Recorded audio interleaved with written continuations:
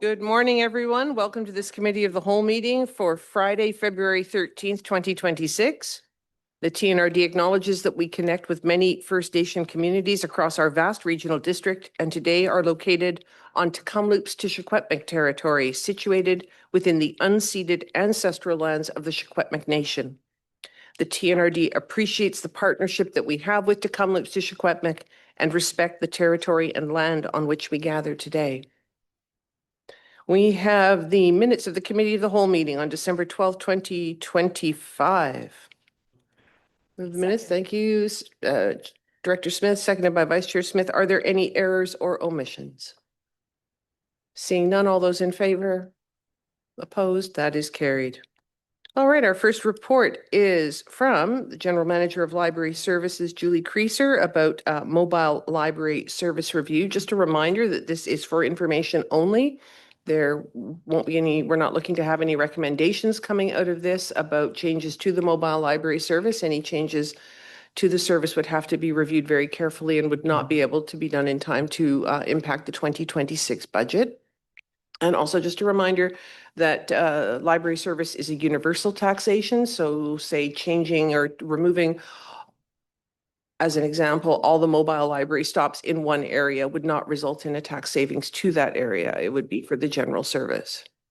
So without further ado, over to General Manager Creaser for her report. Thank you. Thank you, Chair.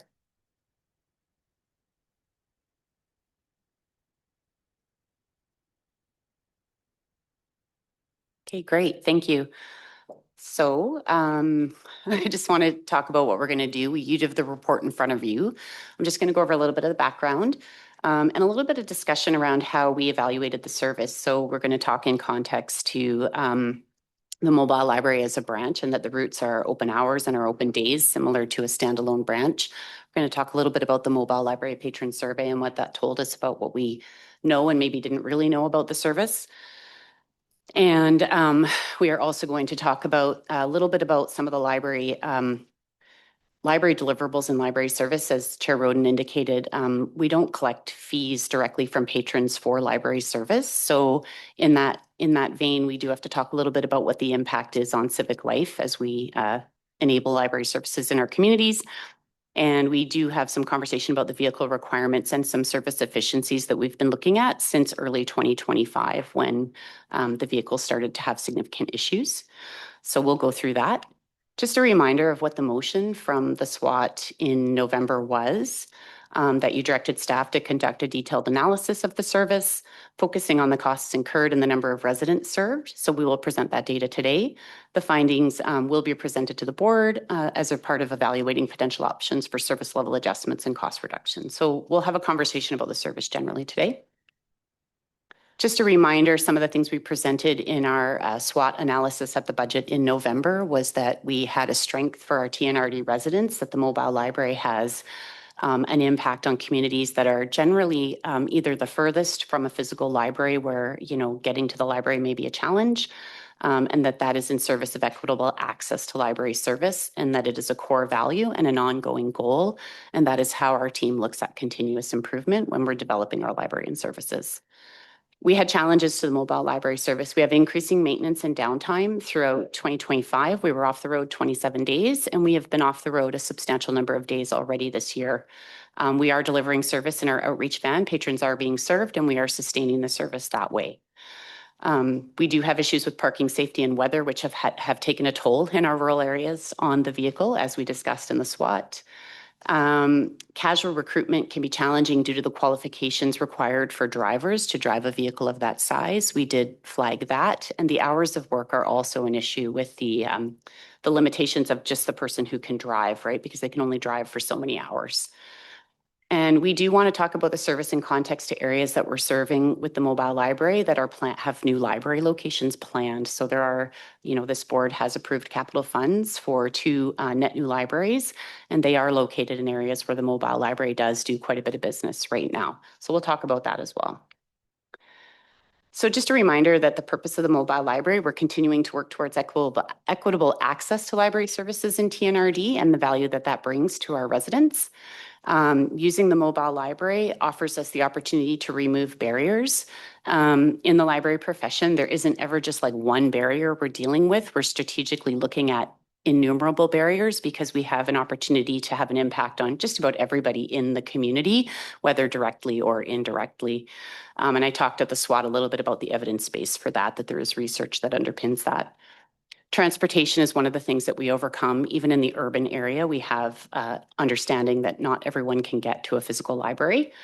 Geography, rural, remote, obviously, we go to some of our remotest locations in the TNRD where traveling to a library could be really challenging. We have socioeconomic barriers in our urban and rural areas that may prevent travel to the library or the ability to interact with the library. We have demand. We have areas like Sun Peaks and East Kamloops, other areas of the region where demand is actually really, really high, and the library is performing similar to a small library. So we want to serve those areas as well. And we have awareness people will use if they know there's a library, and people may not know what they can access and could benefit. So that's the professional stewardship of the impact of the library. We did, as a part of this review, conduct a mobile library service, just as mentioned, because we don't collect fees. One of our most impactful thing is what we are actually doing in service of the communities that we collect taxation from. So the full survey is available in the board report, so I'm not going to repeat the entire thing here. But some of the key messages we heard was around just what I just talked about with respect to the purpose of the mobile library, that it's accessible, it provides access for literacy, which is one of our core values.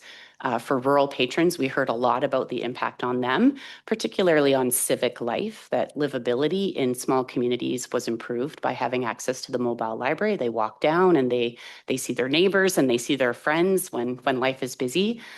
And so that general sense of community, it's still obviously the library always has a longitudinal impact when we get to children early and often, and then that sustains throughout life. The evidence for the literacy impact is also there. We did see some other things. Kamloops mobile library users frequently use other Kamloops libraries, and that is just geographically reasonable, I think, to expect that. So that's not an unsurprising result. However, 56% of all users, including our Kamloops mobile library users, say libraries are too far, they're inconvenient, they can't park at them, they would rather have access to the library in other community locations or co-located. So I think about the new Dufferin multiplex coming, that's a consideration for co-location, and that's something we've heard from Kamloops residents as well as rural residents. 45% of users visit every time or every other time, so that gives us some information about how we can monitor and increase quality improvement around the number of stops or the timing of stops. We may be able to make changes there. And preference for physical library materials is still a core need of our communities. And just a reminder, our physical library isn't just books, it's accessibility materials such as CDs and audiobooks, DVDs with accessible narrations. We've got regular DVDs. We have the library of things. So if you just need to borrow one thing for a period of time, you can do that. So the comments around the survey around economic value of the library were also present in the survey outcomes. We just wanted to give you a sense of some of the service comparators. This was our 2025 data. And I think it's really important when we talk about the mobile library that we think about it as a service. Our routes, as I mentioned, are our open days. So the mobile library currently is open 6 days a week. It operates similar to some of our other libraries like Chase and Barrier with respect to circulation, although it reaches into the farthest corners of the TNRD, serving all of the electoral areas and the city of Kamloops. Active card holders is very similar to Chase and Clearwater as well. So we make considerations for active card holders. Have they checked something out in a reasonable period of time? There's a provincial definition of what an active card holder is, so that data is consistent across the mobile library. And just of note, we do register people to the mobile library, although we may have people attending the mobile library who are registered in Blue River or Clearwater or Kamloops, and they may check something out on the mobile library. That data would be reflected as a Kamloops user or a Clearwater user. So I just want to talk a little bit about there is some variation in the data there. A little bit about people entering. It hasn't changed all that much. It's like any service. It goes up, it goes down. And as our manager of community libraries engagement, monitors and controls that service, she's looking for opportunities to go to places where there is a new need or a new demand and maybe slow down service in areas where it's not as efficient anymore. So that's actually been an ongoing operational mandate of the library.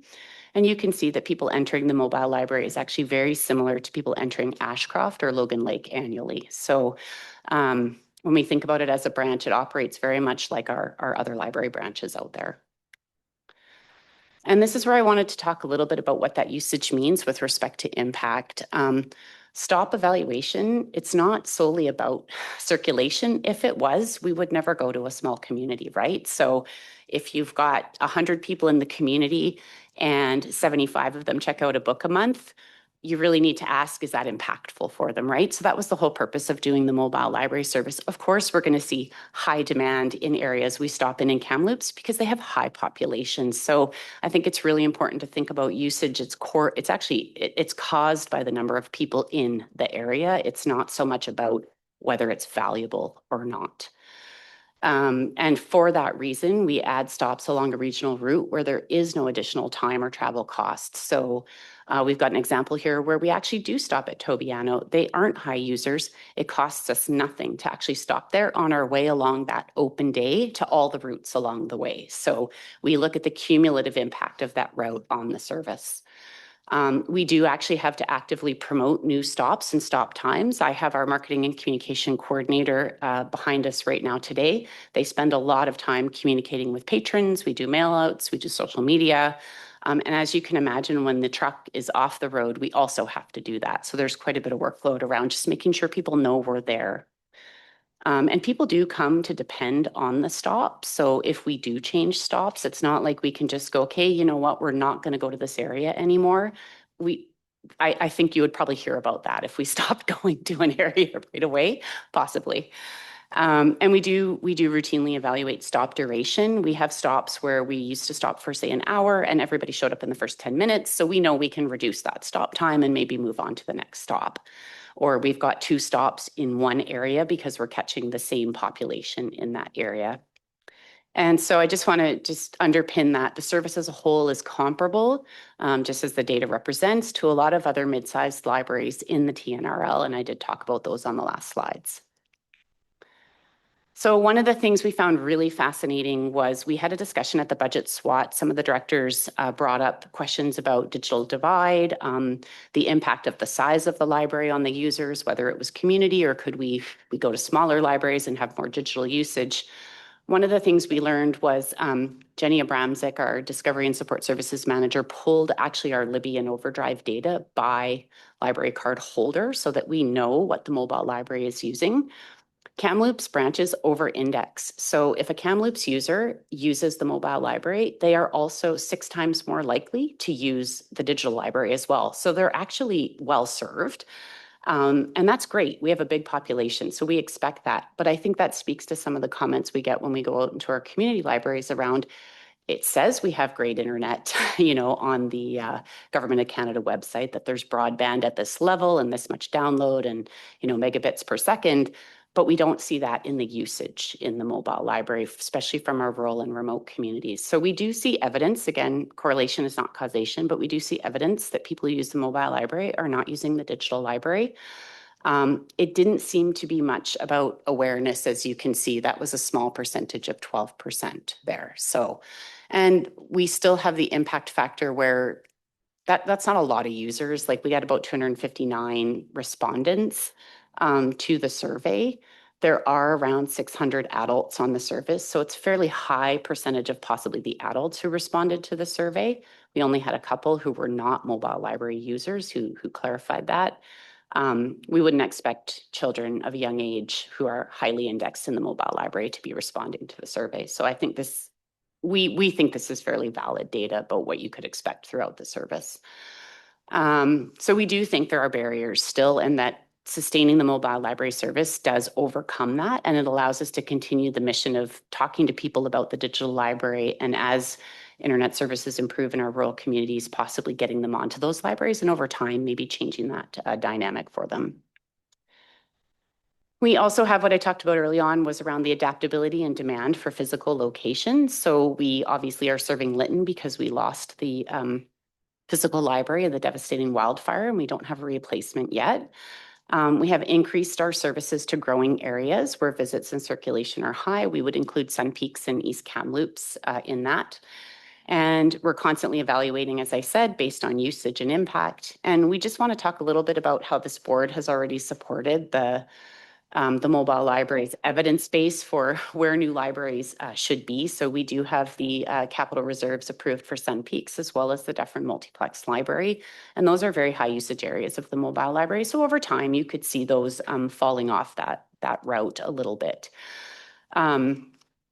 I think it is really important to just kind of talk about the history of the mobile library was as a demonstration service. You don't know what you have as a taxpayer unless somebody tells you what you have. So the mobile library actually operates as that campaign of what they can have under their taxation in their communities. So when we look at the vehicle that we have right now, we have parking constraints in the North Kamloops garage. We have the driver qualification constraints, and we have the weather, travel, grit grime. The truck procured in 2017 before any of us were on this service was underbuilt, and it has been causing problems, and it is off the road.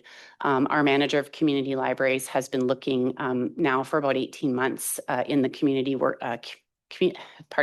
Community of practice for mobile libraries. There is one in Canada, and a lot of libraries are going to these smaller Sprinter transit vans, and other libraries like rural Nova Scotia are choosing to go with the large $1.5 million, $1.8 million trucks. I mean, there is a lot of rationale, like I said, around the barriers. It's really up to the community to decide what they need from the service that's being provided.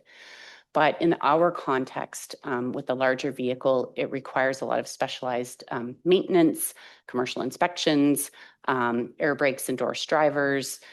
It needs a very flat spot. You know, we get requests all the time to go to things and stop places. We cannot put the hydraulics out. We cannot level the vehicle. We cannot go to those locations. So having a little bit of a more agile and nimble vehicle could be a real benefit to the TNRL.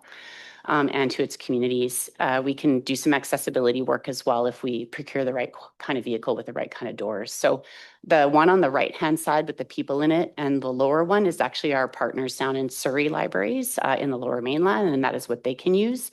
And it can hold about 800 to 1,000 books. So we know from the data that Jenny pulled that 40% of people who use the mobile library make a request in advance. So they actually just are having a book delivered. But 60% of the value is coming from having access to the materials as presented inside the mobile library. So we would like to sustain that capability for people to browse the library collection and have that serendipitous experience of being exposed to new information, new knowledge, new ideas, discussion with their neighbors in that setting. So where we think we can see service model effectiveness with a smaller vehicle and potentially lowered costs right out of the gate for things like maintenance, fuel, drivers, would be in going to a smaller vehicle, which I said Melissa's already been investigating. It would sustain the intent of the service patrons expect. Again, it would reduce some of the oversight costs. It would resolve the long-term parking issue in North Kamloops. There is a real fear, and I think you've been socialized to this in the facilities master plan several years ago, around how dangerous it is for us to continue to park in that garage with that large of a vehicle, because we need to rely on some private property across the street. If that is ever developed, we will lose our ability to actually get into the garage. The plan had been to put a garage in the Dufferin Multiplex, but again, that was going to be a standalone library. It's no longer going to be a standalone library, so we will not be able to park there. And every other secure, safe parking spot has been exhausted from an efficiency perspective of getting materials on the vehicle daily to go out to communities. It needs to be co-located with a library where we send materials on a regular basis, or we're adding costs to move materials around. And it improves driver continuity. It is actually a hiring standard in the TNRD to have a Class 5 license. So that allows us to find staffing efficiencies as well with our other outreach service. So some of the next steps, and we've been talking a little bit about this within the staffing pool for a while on our side in the library. This group did approve the allocation of $350,000 of capital reserves towards a new library vehicle.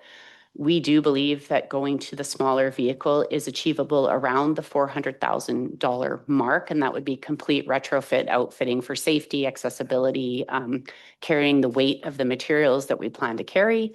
And so we're very close to that goal. So just in summary, we've identified sort of what you asked us to do, which was the usage and patron feedback and the core elements of a quality service for the mobile library, what it means to our communities and for their civic life and their access to library services. We've done the vehicle investigation. There's been quite a bit of work and there is a fairly substantial file. We've talked about it with our facilities person already as well. We do have the capital funding mostly available to make this goal achievable. And we can continue the work we've been doing for almost 51 or 52 years on providing an efficient and effective service to TNRD residents.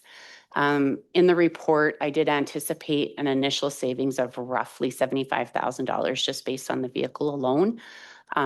We expect there would likely be more efficiencies over time, but we can't speculate on what those are because they involve staff. So, and that's it. All right, thank you very much. All right, I'll open the floor to questions. Director O'Toole is first with his hand up. Thanks, Julie. That was great. And obviously you were just up to Sun Peaks and did a presentation to us. So I tried pulling up the report from your committee of whole that you did for us because a couple of the questions I think were answered there. I remember when you presented to us that you showed kind of the usership by volume across. And if I remember right, Sun Peaks was the highest volume of the mobile library. I'm just wondering, like, sequentially, do you know off the top of your head who might be two, who might be three when we look at who the biggest users are? We know what the routes are. So the biggest one is Sun Peaks, I think at 34%. And then coming in second is 17% in East Kamloops. So again, when you look at demand, you've got a small community like Sun Peaks, you know, obviously very hungry for a library service and dedicated to it. And then we have areas furthest from our city libraries where they are also benefiting from the service, but they have higher population. So that will drive that usage. Yeah. So thank you. Just to follow up, you mentioned the $75 savings. Is that focused directly on the capital cost of the van versus the larger vehicle? Yeah, we estimate that cost savings based on the type of, so Melissa has done this investigation with a couple of vendors. So we did actually do some market investigation last year around what this would look like and in the community of practice. And we estimate some substantial drops in maintenance costs, roughly $50,000 a year for maintenance alone, just based on what we have to do for keeping a commercial vehicle like that on the road. As you know, the mobile library goes off the road twice a year for inspections and for routine maintenance. And lately, every time we go in for that, we're finding that we have to replace very expensive parts. So with those smaller, a Mercedes or a Ford Transit van, what libraries are learning and what the vendors are showing is that even the gas costs alone are negligible. So we're going to see some significant savings right out of the gate with a smaller vehicle. Sorry, one more if I could, Chair. Just thinking in terms, you mentioned the smaller ones like 800 to 1,000 titles, and the present system has how many, roughly? We have almost 250,000 physical items in the collection and over 100,000 digital assets. What about, and this is just kind of a thought process around, we know working towards a fixed location at Sun Peaks, but in areas where we're servicing with the mobile library, and maybe distance becomes a major thing to think about when we're looking at cost. Is there value in a hybrid where you're using a combination of mobile library and like the tiny library in the Aberdeen Mall, where maybe you can visit the community a little less frequently by having a tiny library that fills the gap in between? Yeah, I think there's actually a lot of service opportunities there. Even Melissa raised one to me this morning, but when we have the mobile library traveling around, it actually has capacity to do other things. So there could be holds lockers in communities, book lockers, small book deposits. We haven't done that to my understanding for some time. Do you remember doing any of that? No. Okay. So I'm just, again, we would have to do a service plan and operation, but I think your question is on point, Director O'Toole, that there is some opportunities to leverage the continuance of the mobile library for actually increasing service in really cost-effective ways for communities. Good. Thanks very much. Thank you. I have Directors O'Connor, Blackwell, and Thorpe. Director O'Connor. Thank you. Just to share with everyone, our community hub schematic design should be out public in the next few couple of weeks, and I know our staff will be reaching out to the library service here about mobile library. So you mentioned that to me the smaller vehicle makes total sense considering the distances it has to travel and the roads it goes on. You mentioned 1,000 items in the smaller. What does the larger hold? And second question is, when the mobile library goes out to these communities, does the inventory stay the same, or does it cater kind of to the needs of the area it's going to? I'm just curious about that. Yeah, TNRL has what's called a floating collection. So as materials move through the system, they kind of land in the vehicle. They can be refreshed. And so staff actually have a process that they follow for looking at their user needs and then changing up those collections as time permits. And then they will send materials out to other branches that maybe have a list of needs where they're, if you've got one community that's really interested in one type of thing and one that's in another, we actually have a full process for how that material floats through the collection. And then, of course, patrons can still place holds for the things that they want specifically. So we will still deliver those to them. And again, that's about 40% of the mobile library business. Yeah. Okay. And how many items can be accommodated on the current mobile library? It's just about 100% more. So 2,000, just about double. So you're not really losing, in my opinion, a lot of service. You're still seeing a lot of value. Yeah. Thank you. Director Blackwell. Yeah, thank you for the report. I think this is a brilliant idea to go to a smaller vehicle, a more standardized vehicle. As somebody who used to maintain a fleet of 67 internal combustion engines spread over 5,000 square kilometers, every piece of super specialized equipment took us out of action more than the standardized stuff and was much more difficult to repair or find parts for. I think this would, along with a campaign to promote pre-booking or, taking out of things so that you can box them and bring them with you. I think we could probably get relatively the same amount of service. And then I also think about things that you sort of touched on, which is the ability to find operators for something that is way less technical to operate. I think there's so many wins in this, and I know there are definitely a few losses because of the scale of selection on site, but at the same time, long term, I think this is the way to go. Thank you, Director Thorpe, and then Director Grenier. Thank you. So I reached out just before a couple days before the meeting because I'm trying to figure out, I guess not for this year, but going forward. So I have a couple of questions, and thank you for this that shows the frequency. My question was around the frequency of stops and the number of average patrons per stop. So I thank you for the example of Lytton. I'm just wondering if for a future meeting, we could have a breakdown of the frequency of stops and how many patrons on average at each of those stops, just when we're looking at efficiencies, please. We can take that away. Thank you, Director Grenier. Thank you, Chair, and thank you for the presentation. I'm also looking at this, the stops, and I guess the chart is described as percentage of surveyed patrons who responded, responded, and it indicates Sun Peaks is the largest at 20%. Juniper West Side, BC Wildlife Park, Tournament Capital Center, between all of those communities, that's 60% of the ridership. And I think, I don't know for sure, but I think that the ones other than Sun Peaks can access physical libraries with transit systems. So that's one point that I'm wondering if we're just providing for some people perhaps a more convenient service, but at what cost, I guess, is the question that I would ask. Yeah. The second point is that you put up on the slide that the users of the system is 7,370 people a year. And whether you use, 365 days or say 5 days a week, you're looking at somewhere between 20 and 30 people using the library a year, of which 20% of the people are at Sun Peaks, if this chart was to flow with patrons. I'm wondering if we were to do a tiny library at Sun Peaks ahead of the full-time library, take a vacant commercial space right now, whether we would be economically more efficient and more responsive to the patrons, the 20 to 30 patrons a day that a good part of them are Sun Peaks. Would we be better off spending money that way, particularly anticipating the capital costs? Mhm. You're talking about $400,000 of additional capital cost.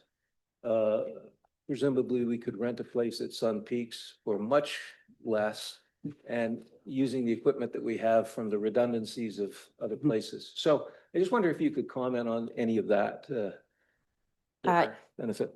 Absolutely. Thank you, Director Grenier. For your first question around efficiencies, I think we did include in the report that we would look to slow down or find efficiencies in stops that are now close to Aberdeen Tiny Library and in anticipation of locations like Sun Peaks, Dufferin, and Lytton.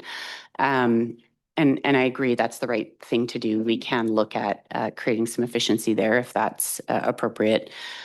For the Sun Peaks Library, our group, Jenny and Melissa and I, have been working with our financial team on what a tiny library would actually look like and what a full-size library would look like.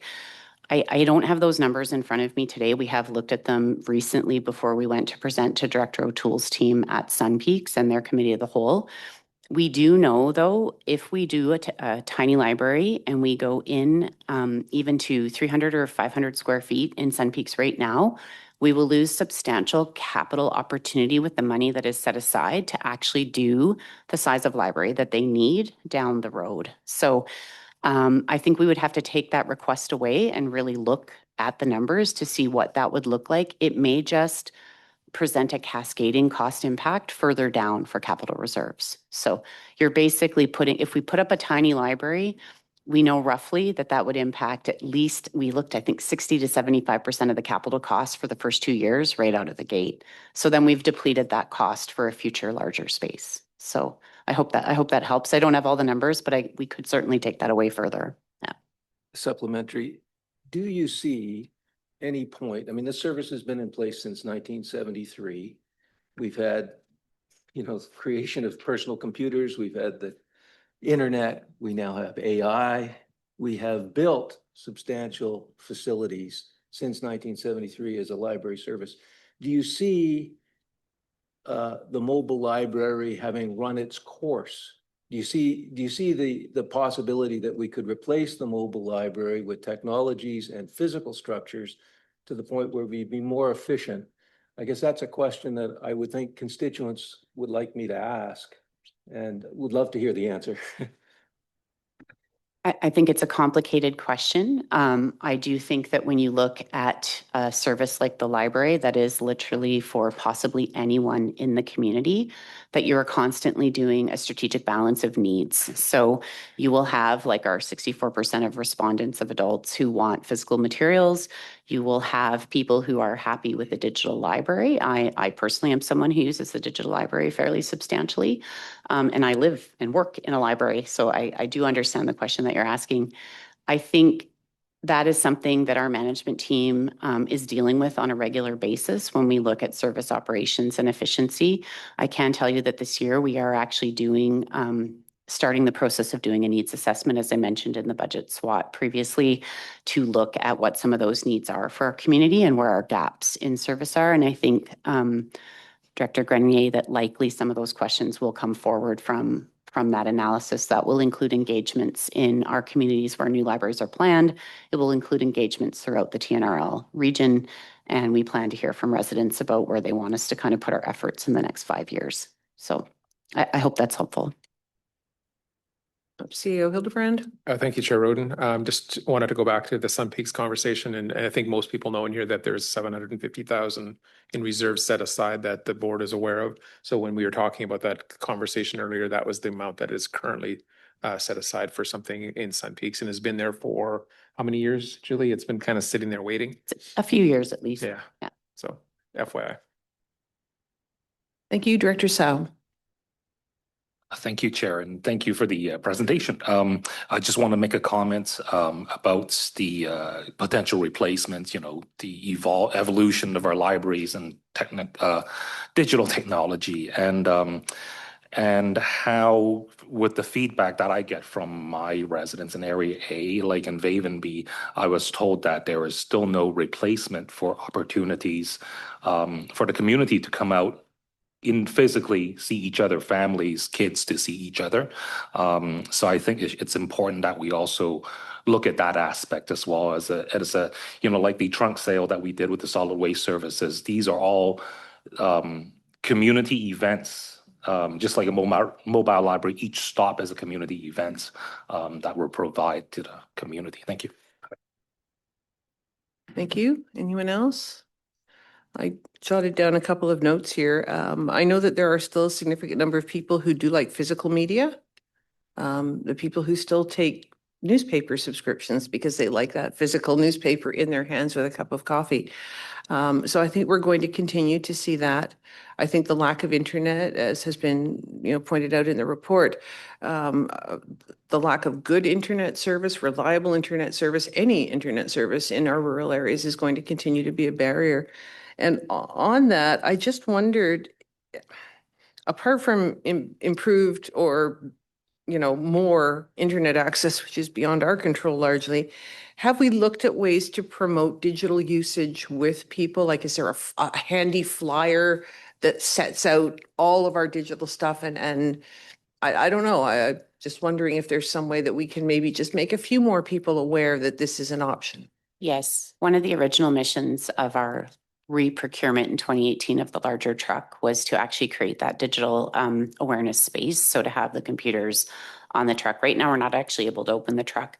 The other thing that has happened is staffing wise is we don't have a branch head in that, like the library is a facility. So our manager of community libraries has like 15 direct reports, 5 of which are our mobile library team. So when it comes to actually keeping the vehicle on the road and create awareness, we do those things. We try to have our drivers communicating with staff, providing flyers when they're placing holds for them. A lot of that service they're providing is actually helping people who don't know how to place holds.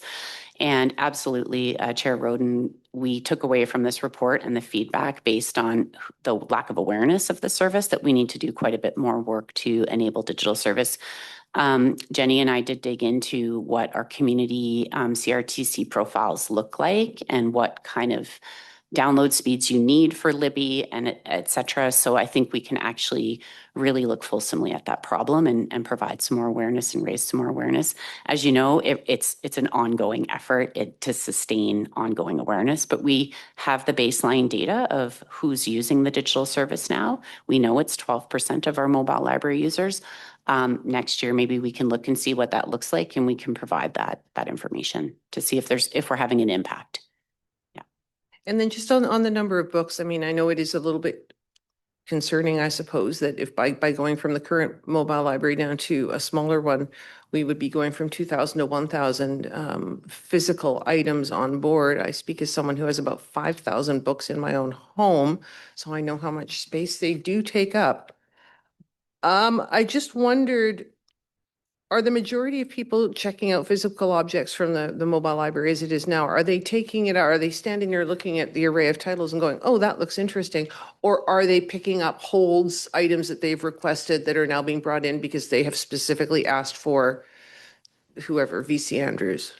60% of the circulation is from browsing. So the ability to actually be exposed to the titles or the physical materials on the shelf. 40% is holds. Yeah, it's very high up in the report. And we did look deep. We did look at that because one of the service parameters for our drivers and circ staff on the mobile library is to help patrons with holds and to get a high number of that. When we're going out, we don't want people to be disappointed either, right? We want to be providing a service that matters and they're actually getting something that they want. So, yeah. And then just, okay, I'll monopolize this, I don't mind. The holds lockers, I mean, I know the ones at the Aberdeen County Library have been very, very popular, not, you know, of course, started with a holds locker and then started with a basically, well, what I've seen described as a book vending machine, where it just stocked with titles that might be of interest.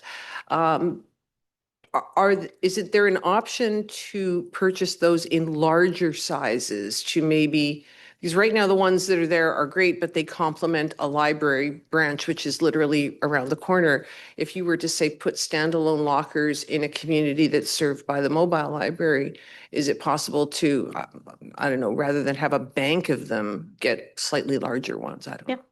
That's absolutely a possibility. I was just sort of mouthing with Jenny to see if there's larger ones. Yes, there are larger ones. The ones that we have at Aberdeen, I believe, are around $25,000 each. They do actually require staff to stock them. And if there is a technical problem, we do need to deal with them. They are, the infrastructure for them is like good quality internet to connect with our integrated library system, which is our technology system that allows the collection to be matched to the patron need, right? So, you know, I was at Aberdeen. I've seen, you know, a child actually interact with the holds locker. It is very incredible and powerful service, and I think it is something we need to look at. But we do need to take.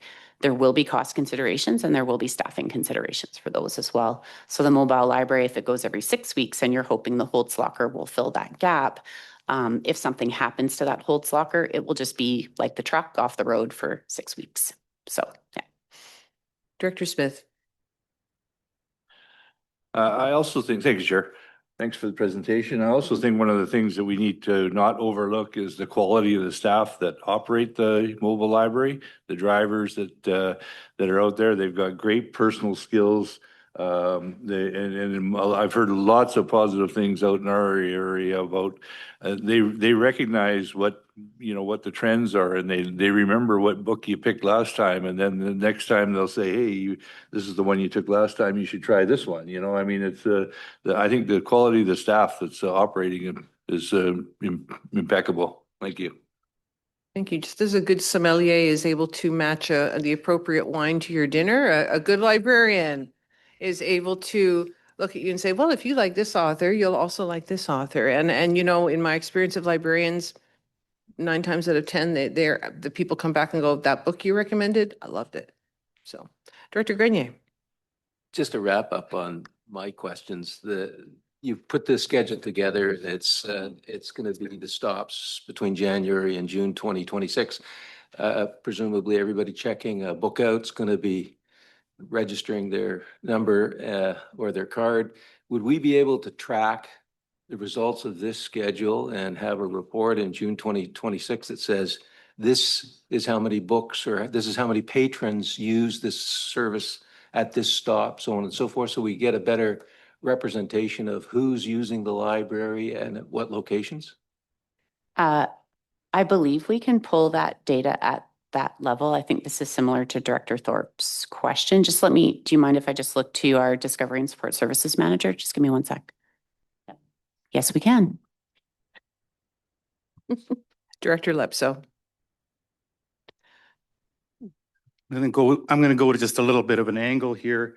I'm wondering if we've ever looked at, has there ever been any discussion on extending this mobile service to our First Nations?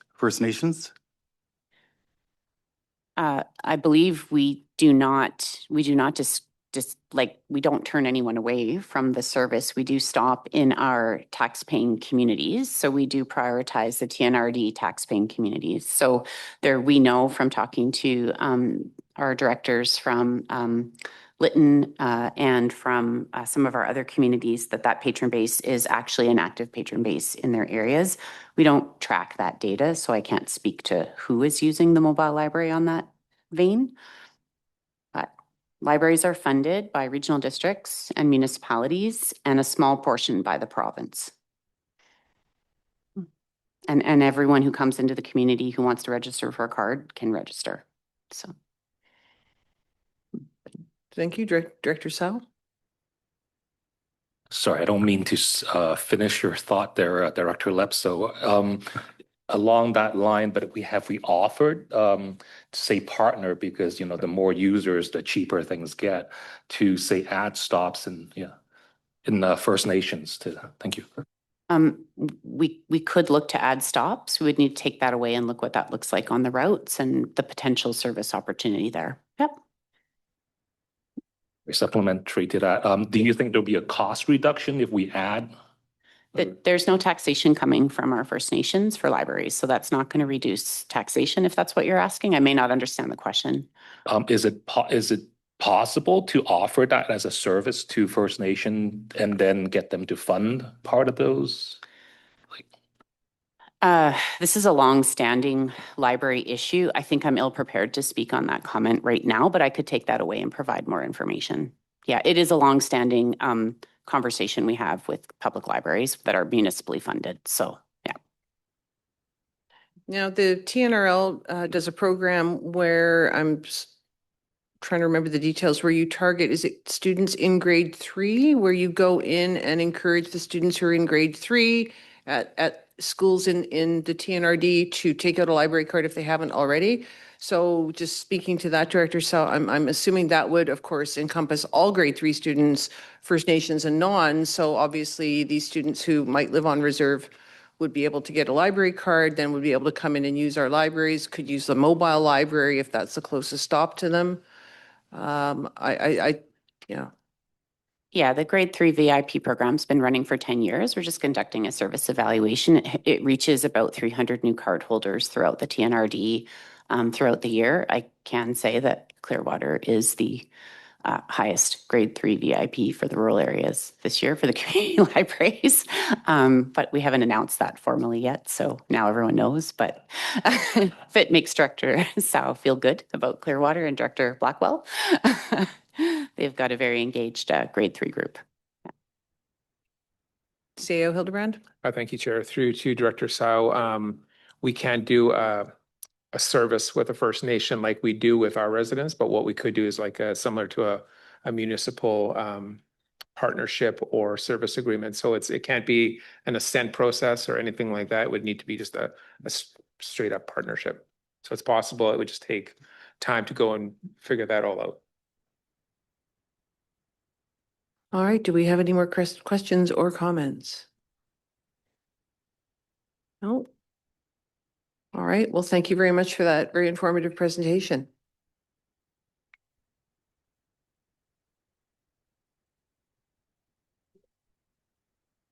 All right, and we hand over now, the baton is passed to General Manager of Development Services, Mr. Kraus, to present a report about building permit fee review. Thank you, Madam Chair. Just waiting for the PowerPoint to come up. I was speaking before you about a year ago. We were talking about planning application fees at that time. Those were a bit more straightforward. The board authorized an increase to those. And a year later, I'm back talking about building permit fees. So in November of last year, the board did direct staff to bring forward a report looking at building permit fees and provide a bit of a comparison. Building permit fees were last reviewed in 2013 at the board level, like a committee level. And the last fee increase was in 2018, and it was rolled in with some other amendments to the bylaw. So it wasn't comprehensively looked at by the board in 13 years now. So high time to have a look at that. My presentation today will repeat a lot of what's in the report, but I think it's important that we examine some of those key points and unpack the pieces prior to discussion. So again, I've tried to compare with similar and neighboring jurisdictions, namely all the regional districts that border us. And we'll look at some comparison tables in a moment. And overall, I'm looking for board direction as to whether we should bring back a bylaw to increase permit fees, and if so, which fees and by how much. Could you click on the slide, please? There we go, thank you. So as a way of background, building permit fees are found in our building regulations bylaw number 2066. I mentioned in 2013-14 was the last major review. Prior to that, it was 18 years before that in 1996. So I say that not as a criticism, but it's a reflection that increasing the cost of construction, the cost of development is not an easy decision. It's not a popular decision. It's not one that the board typically likes to make because it's often seen as increasing the cost of development and potentially driving development to other places who have lower fees. I should note that during that time, and especially in the last, call it 6 to 8 years, construction values have gone up. And as you'll see in a moment, our main permit fee is generated off of construction value. So as construction values have gone up, the amount that we've collected over the years generally has gone up, even though fees have only been increased in a minor way in the last, call it 20 years. There's a variety of other fees in the building bylaw as well. I'll call them miscellaneous or incidental fees. They don't make up as much of the revenue portion, but a lot of them haven't been looked at in many years, so I've tried to bring those forward as well, and I'll bring those up at the end. Based on construction value, it's not the number of permits we get each year that really impacts our budget. It's the construction value. So we could have a year with a record number of building permits, but if it's for smaller projects, manufactured prefab housing, it'll actually have a lower impact on our revenue. The service itself, building inspection service, is one of our oldest. It started in 1970. TNRD was just 3 years old. And it's funded by a combination of fees and taxation. And it's a service to the electoral areas, which means that the taxation is on the electoral areas. In the past, taxation has typically been higher than fees, but in recent years that has flipped and we're actually collecting more, generating more on fees than we do from taxation. And again, I think that reflects the change in rise of construction values. We also have member municipalities, some that participate in the service. We have 7 of them that are currently participating. And those municipalities pay a yearly contract fee. And in the case of 6 of those, the TNRD also retains all building permit revenues from those municipalities. So that I believe that plays an important part of the overall budget and helps sustain the service. So just to be clear, the changes that we'd be looking at here that the board might make to the building bylaw fees would only apply to the electoral areas. The participating member municipalities each have their own bylaw and would have to set their own fees with their council. We are using reserves each year, especially since 2021, to offset our shortfall in revenue and cover expenses. And the use of reserve for slower years or economic downturn is certainly an important safety net, but it's not recommended that we continue to draw down reserves to fund the service each year. So it's about striking a balance. It's a long way of saying striking a balance between fees and taxation. So how do we calculate the fees currently? It's based on valuation, as I said. We start at $50 up to $1,000 of construction value. Then it goes to $9 per 1,000 of construction value up to 400,000. And that's kind of the, we call it a discount break point. Anything over 400,000 drops to the discounted rate of $6 per 1,000. There's a $200 application fee. It's actually built into that overall cost. And it can actually be reduced. So for lower valued permits, anything less than 16,000, it's actually less than $200 for the application fee. So we have some permits as low as $50 currently, which includes the staff time to open the file and to drive to the property and inspect, which is challenging given our geography. Plumbing permits are separate. I haven't gone into a deep analysis. They're $75 for the first fixture, $10 per fixture after that. They're very comparable to other local governments, and they make up a relatively minor portion of the overall pie. It's also a refundable surcharge. It is a deposit. If you complete your permit within the 3-year time range, you get the surcharge back. And we provide a 5% discount for professional supervision, and there's no cap on that, which I'll talk about shortly. So comparing with other jurisdictions is not straightforward. Each uses their own methodology. I won't read the whole slide. It's too busy, but that's the point, and that's why I wanted to show it like this, is there isn't one formula. There isn't one size fits all. There isn't a standardized system across BC. Some charge higher overall. Some have a flat rate. Doesn't matter what the construction value is. Some have 2, 3 tiers where it gets lower as the project gets larger. There's no right or wrong way of doing it. There's just different ways of doing it. Most detach their application fees. Some take the Robin Hood approach, where the higher the construction value, the higher the application fee is. I think it's more useful to look at it charted at different construction values. So for example, at $50,000 construction value, imagine a large accessory building, maybe a small addition. You can see currently we're towards the lower end of the fee scale. Again, it doesn't include plumbing permit, which would add a little bit to all of those communities on the board, and no registered professional discount.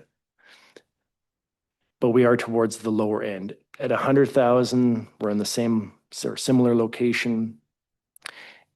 And at 500,000 and 750,000, we're still in the lower middle range, but the gap between us and the higher fee regional districts widens. So as an example, at $500,000 construction value, we're about $2,500 per permit less than, say, any of the neighboring Okanagan regional districts.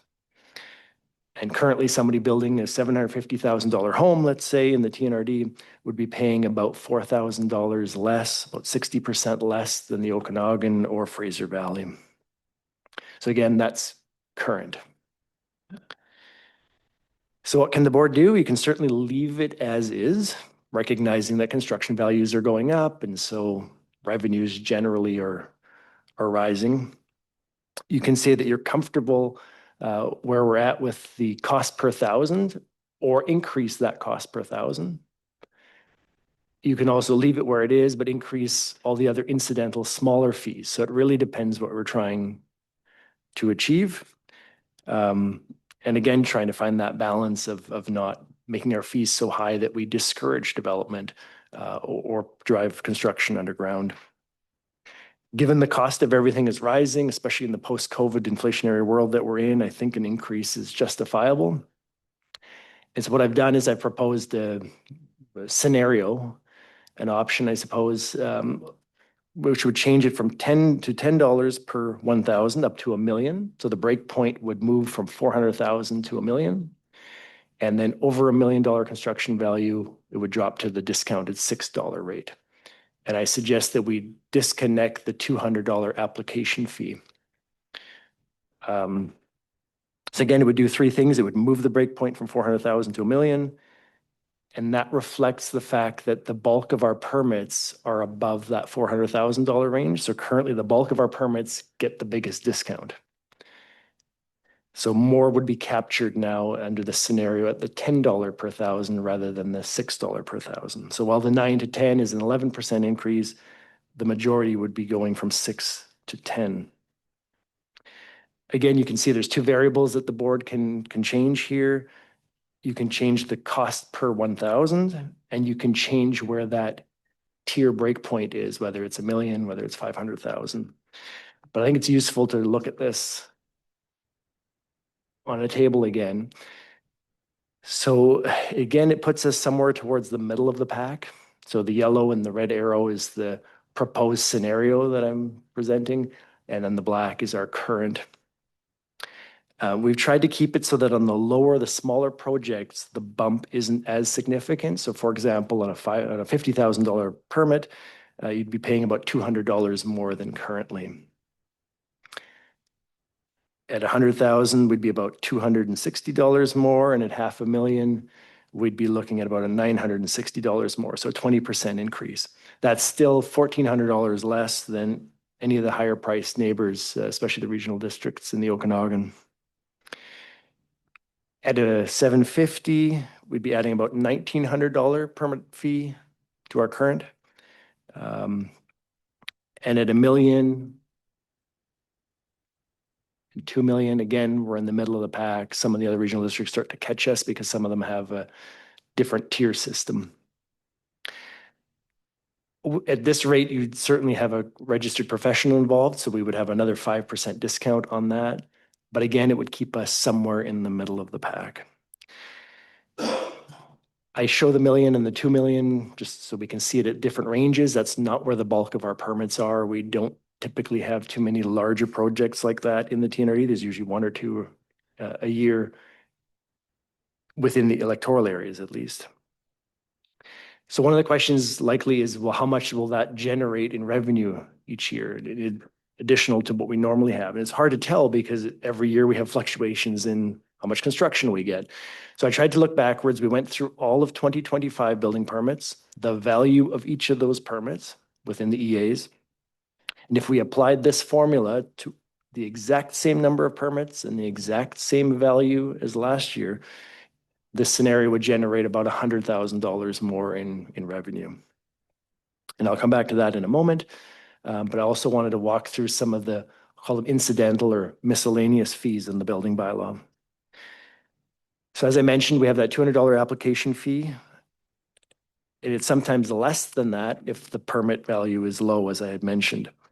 So staff recommend making that application fee payable on all applications. There's an administrative cost of opening a file, of having to maintain records as we're legally obligated to do.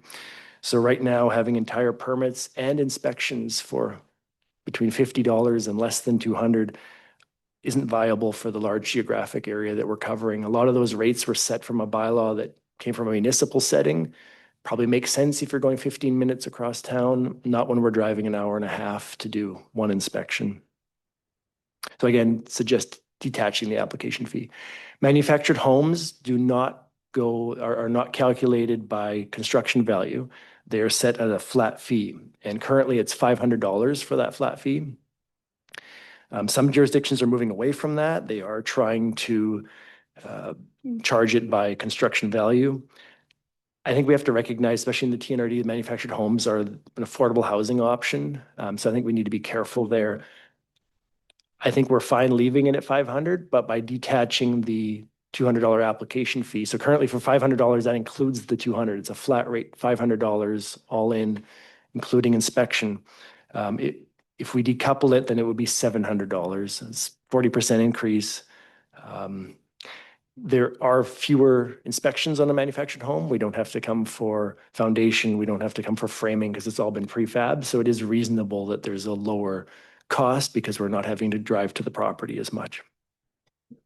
Special inspection fee, that's when somebody calls for a voluntary inspection outside of a building permit process. Sometimes it's a historic property. Maybe there's a contravention on that the owner wants the inspector to look at. Again, we currently charge $150 for that. You can imagine the research time plus driving to the property. That $150 is swallowed up fairly quickly. Reinspection, similar. That's a case where if somebody fails an inspection and the inspector has to come back, we do that for $50. The cost of fuel, travel, again, it's not quite enough. So I think, and it hasn't been changed in many years. So that would be one that would probably benefit from an increase as well. Provisional occupancy, that's where somebody has a temporary approval. Maybe there's certain finishing that isn't complete on the home, but they need to move in and it's safe. It meets life safety components. We issue a provisional occupancy. The board added this 4 or 5 years ago. It's $100 per 90 days, but what we're finding is folks can't finish in 90 days. So we end up doing a renewal again every 90 days and we're chasing it. We suggest increasing that, but then giving it for the duration of the permit. That way we're not having to chase owners and we give them a bit more time to deal with it. Land title fees, as well as covenants currently, and unlike most municipalities or regional districts, we don't charge anything. We actually pay for it for the applicant. So we actually have to purchase the title through land titles at the same price as somebody walking into the counter. And as a department, we spend about $20,000 a year on those. I think historically the idea was you pay for the application fee, and so this is part of the perk that you get. That's fine, except again, it's costing quite a bit of money. So I think it might be good to go to a cost recovery model where the owner pays the cost just as they would if they went to the land title office to purchase it. Removal of notice on title. The board approved 3 more yesterday, or at least placing the title or placing a notice on title. When folks do come in to remove it again, it's a $200 fee. $60 of that at least is simply filing fees with land titles. So there's a lot of administrative cost in doing that. I'm not suggesting a change. I just want to bring it to the board's attention that that is the fee, and there's a lot of cost that goes into that. Same with the double permit fee, which is seen as a bit of a penalty for building without permit or starting without a permit. The board does have a cap on that at $2,000. Not necessarily saying we should change that. There should be a penalty, but we shouldn't penalize such that people don't want to come in and do it right after they've found that there's a contravention. And finally, the registered professional discount, we have 5% with no cap. So most local governments have $500, maybe $1,000 cap. We have no cap, and the board took that out, 8 years ago. I'd be fine leaving it where it is. I simply point that out as that is either a benefit. You can look at it as a benefit for really high construction. You can imagine a $9 million project would save a lot of money. Smaller projects, it's not as much, but we are one of the unique regional districts that doesn't have a cap on that. I've gone over a lot of information. I'd like to leave it with some discussion questions to help guide it, and then perhaps as the discussion evolves, I'll put up a bit of a fee menu, and we can go through each of them and try to get specific direction on each. And hopefully that helps guide the conversation a little bit. Thank you. So you're telling us this is an a la carte selection? Okay, It's a buffet. it's a buffet. All right. Well, don't fill up with the salad at the beginning of the buffet. Wait and take a look because that's how they get you. All right. Director Sarai had his hand up. I see Director Middleton, Director Grenier, Director Houghton, and Director Sal. All right, Director Sarai. Thank you, Chair. Just a quick question, I guess, for more education on the TNRD side. Who determines the value of a construction cost? I'm just curious. Do we validate it? Yes, we do. So the standard process is that the applicant fills in the construction value. We then double check that with market rates. There's also a system that most local governments use that compares the rates to current market standards. So we recheck that each year and we update our internal system. So sometimes people underestimate their values, and we ensure that that is brought to a standard market value. Supplemental, Chair. Just looking at the charts that you showed earlier where we were lagging behind other RDOs.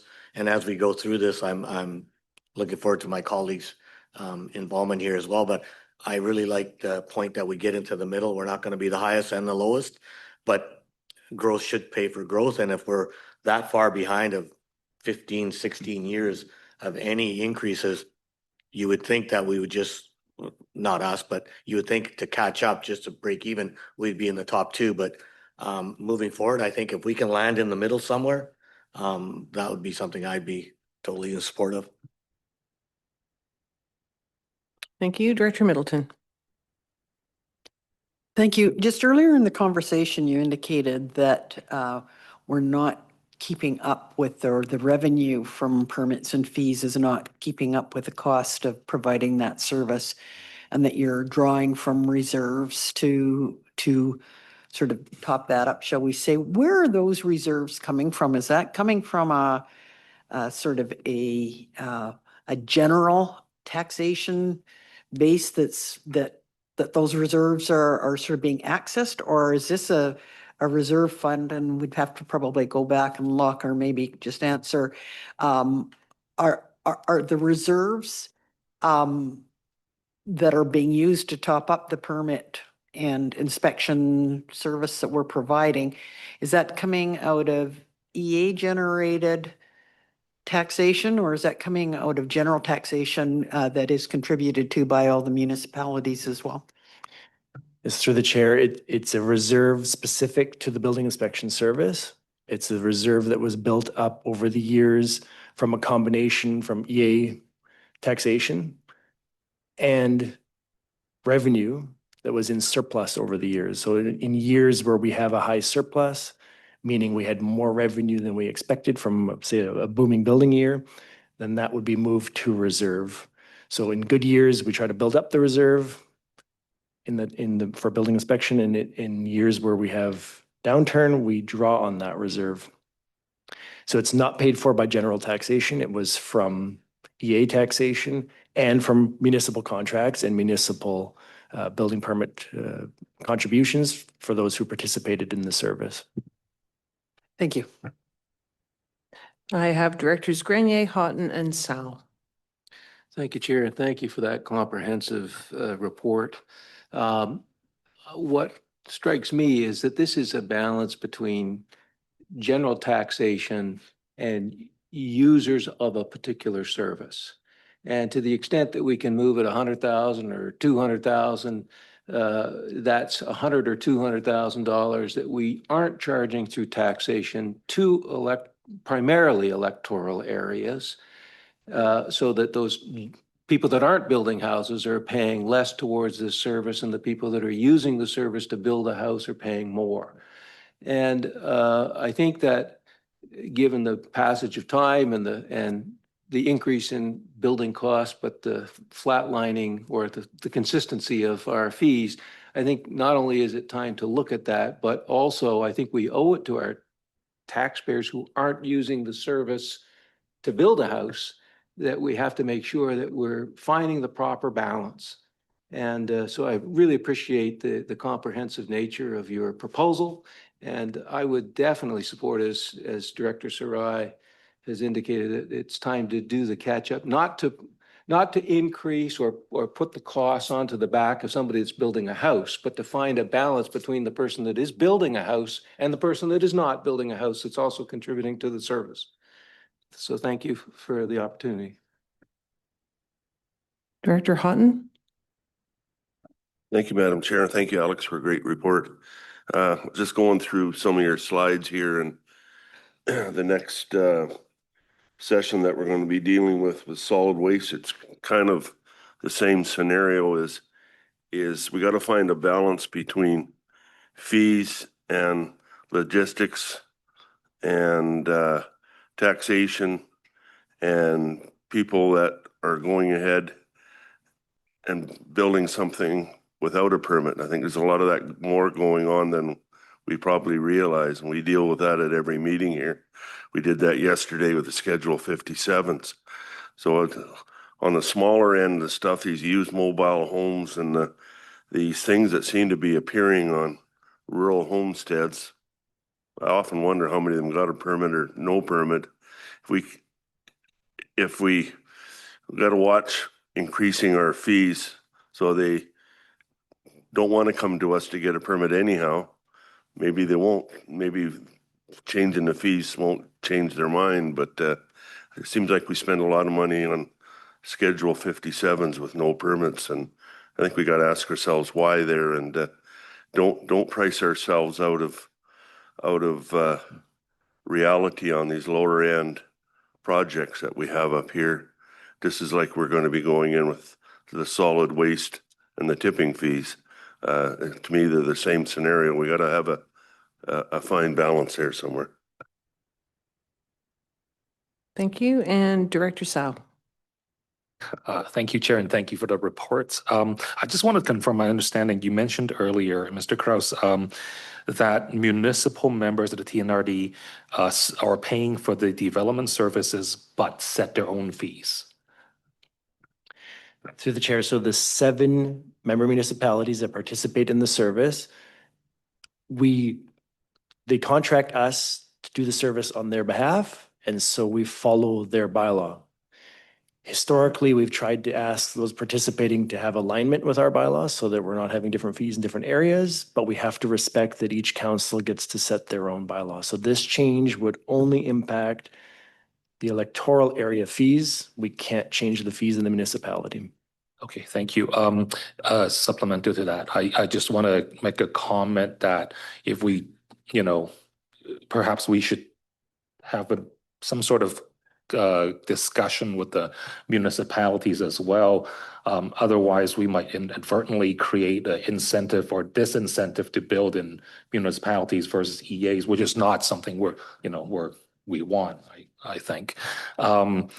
And my last comment related to Director Houghton's comments. I wonder if there's any regional districts or municipality that has any discounts based on construction value, where there's a promotion. Like a lot of folks, they're building without permit because financial factors. And if there's a incentive for a discount for folks who are building the lower value, who just wants a very simple house, under 300,000. Is that something ever done in other regional districts? Thank you.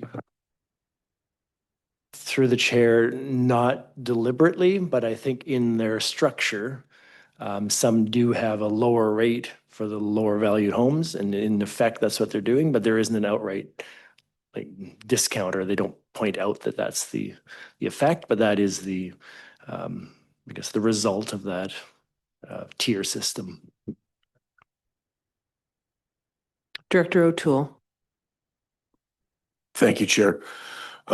Just kind of wanted to touch and make a comment. Director Sal talked about what municipalities might be doing. Sun Peaks is in the midst of our planning and community services department is doing a full review of our building fees, and much in the same way. They haven't been looked at for an extremely long time.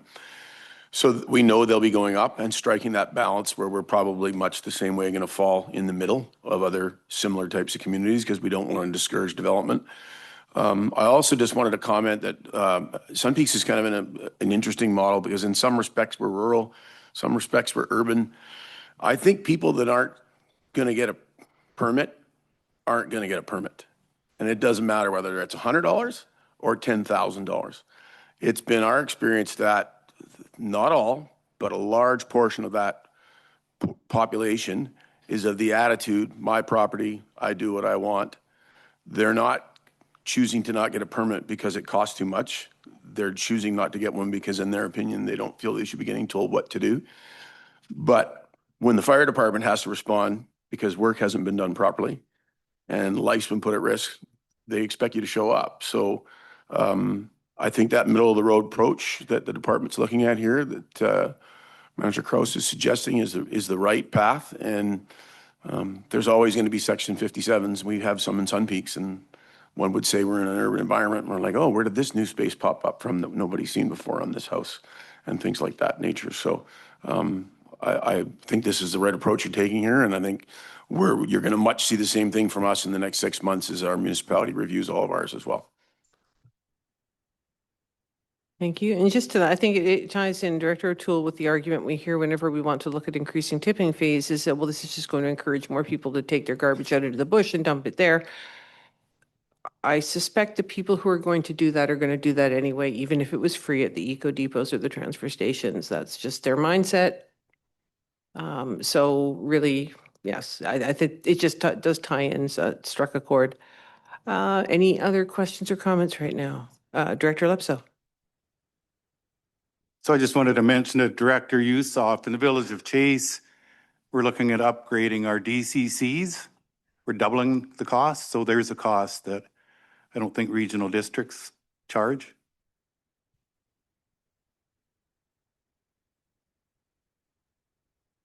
Any other questions or comments? Yes, I was just going to ask if we could see the menu again, because I think we're ready to order. All right, thoughts do you want a motion right now? Do you want recommendations, directions to staff to go off and prepare something that we will make vote on at a later time?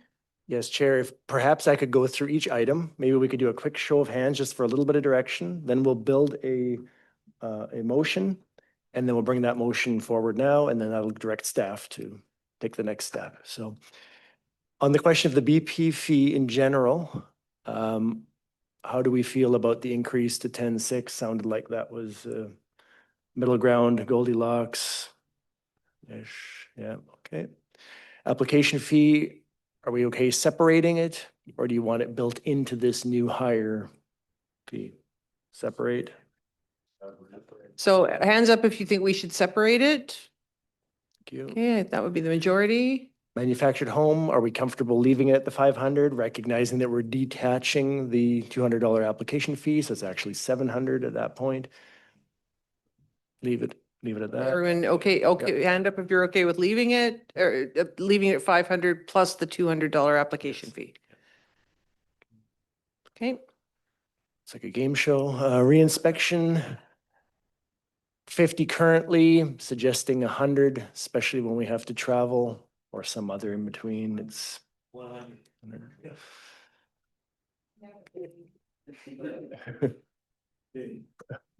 Provisional occupancy, I'd like to not have to do that every 90 days. So 500 for the length of the permit, which means somebody would have years to do it. okay. Do I hear a 500? 6. Special inspection fee. Increase 200. Okay. Removal of notice on title, we're 200. I'm fine leaving it there, but leave it. Double permit fee, it's capped at 2,000.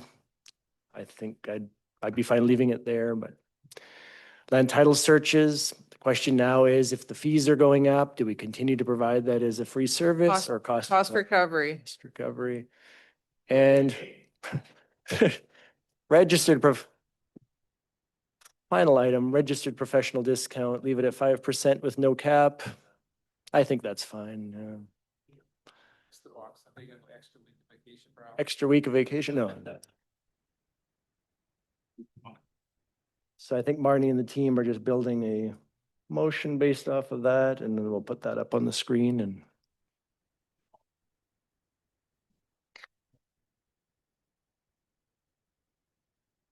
So we're just waiting for a motion. Corporate officer is putting together, is crafting something. The chef is crafting something from all our menu selections here. We're going to get something. And then after this, when we're finished here, we will be taking a short break between this and the next item on the agenda.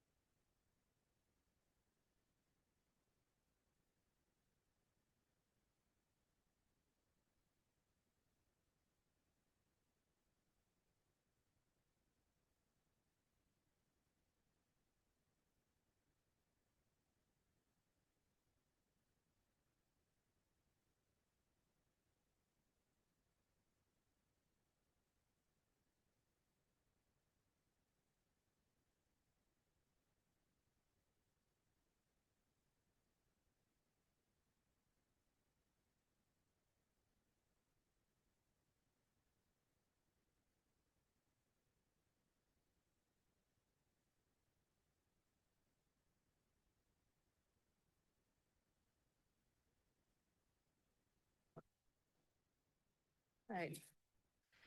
Okay, bear with me here. So that the board directs staff to implement the following amendments to the TNRD building permit and related fee structure. So number 1 is increase the permit fees from $9 to $10 per 1,000 of value for the first $1 million of total value and remain at $6 per 1,000 for values that exceed 1 million.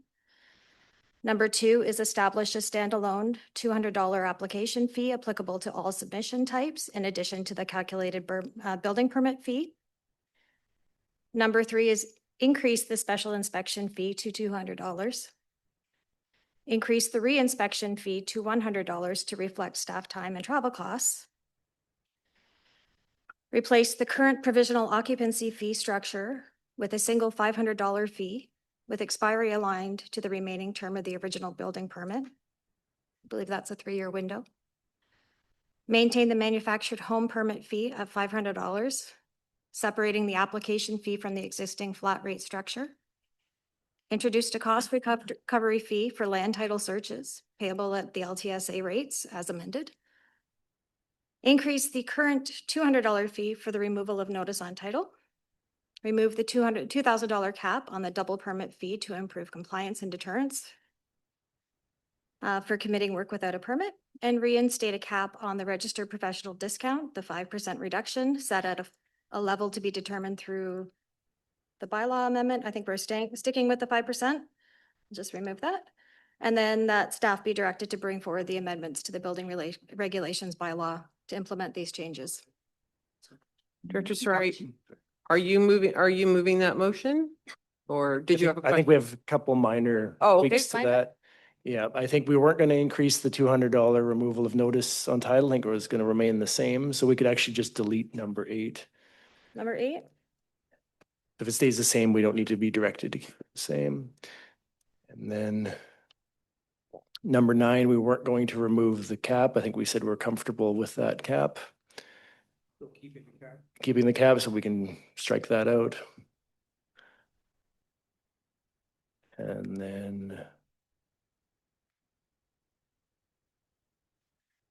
then we're not reinstating the cap. I think everybody was happy with 5% discount as is, so we can remove number 10. So 8, 9, and 10 are removed. Everything else was as discussed, I believe.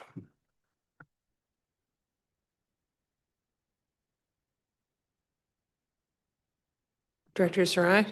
Thank you, Chair. I'd like to move the recommendation with a question as well. Okay, can I get a seconder first? Vice Chair Smith, thank you. Director Sarai? Yeah, Manager Kraus, on number 5, I'm just curious, the 3-year window for a permit occupancy, is that normal, 3 years? I thought it was just a year. Yeah, the board increased that last few years. We just recognized that it's taking people longer, especially in rural areas. So it used to be 2 years here and we increased it to 3. I'm comfortable leaving it that, you know. Is there any other discussion on the recommendation? Show of hands, all those in favor?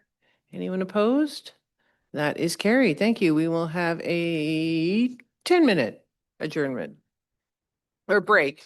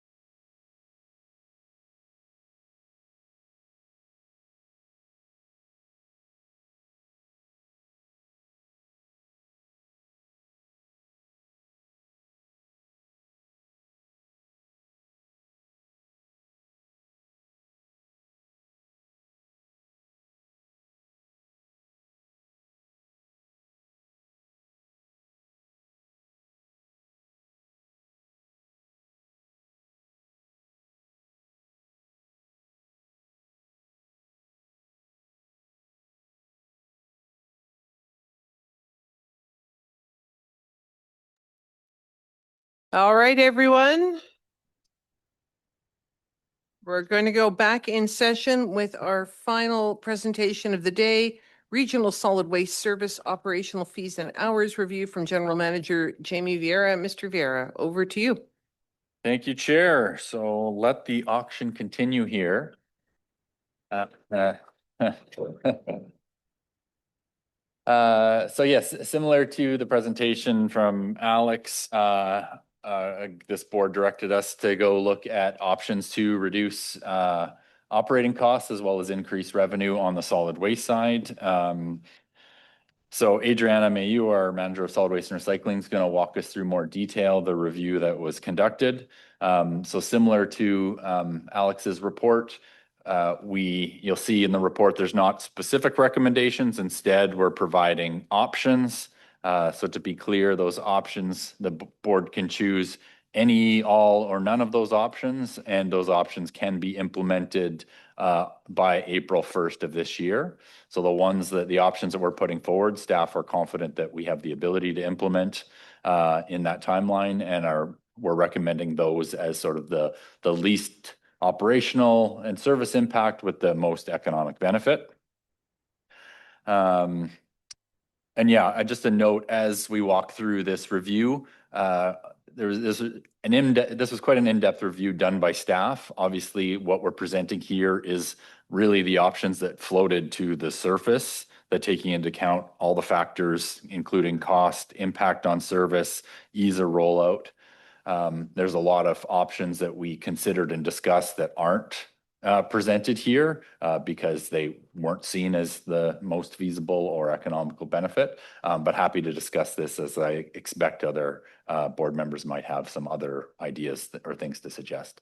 So with that, I'll put it over to Adriana to walk us through those 4 options. And then what she'll do is stop after each option to have questions and discussion. But then we suggest holding till the end to actually walk through which of the options, if any, the board wants to recommend we implement.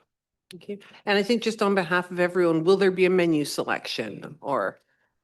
There will There be a have already menu. been suggestions that we start going with the menu selection more broadly, shall we say? We were considering it more of a choose your own adventure. It's a bit of a path of which road do you want to go down?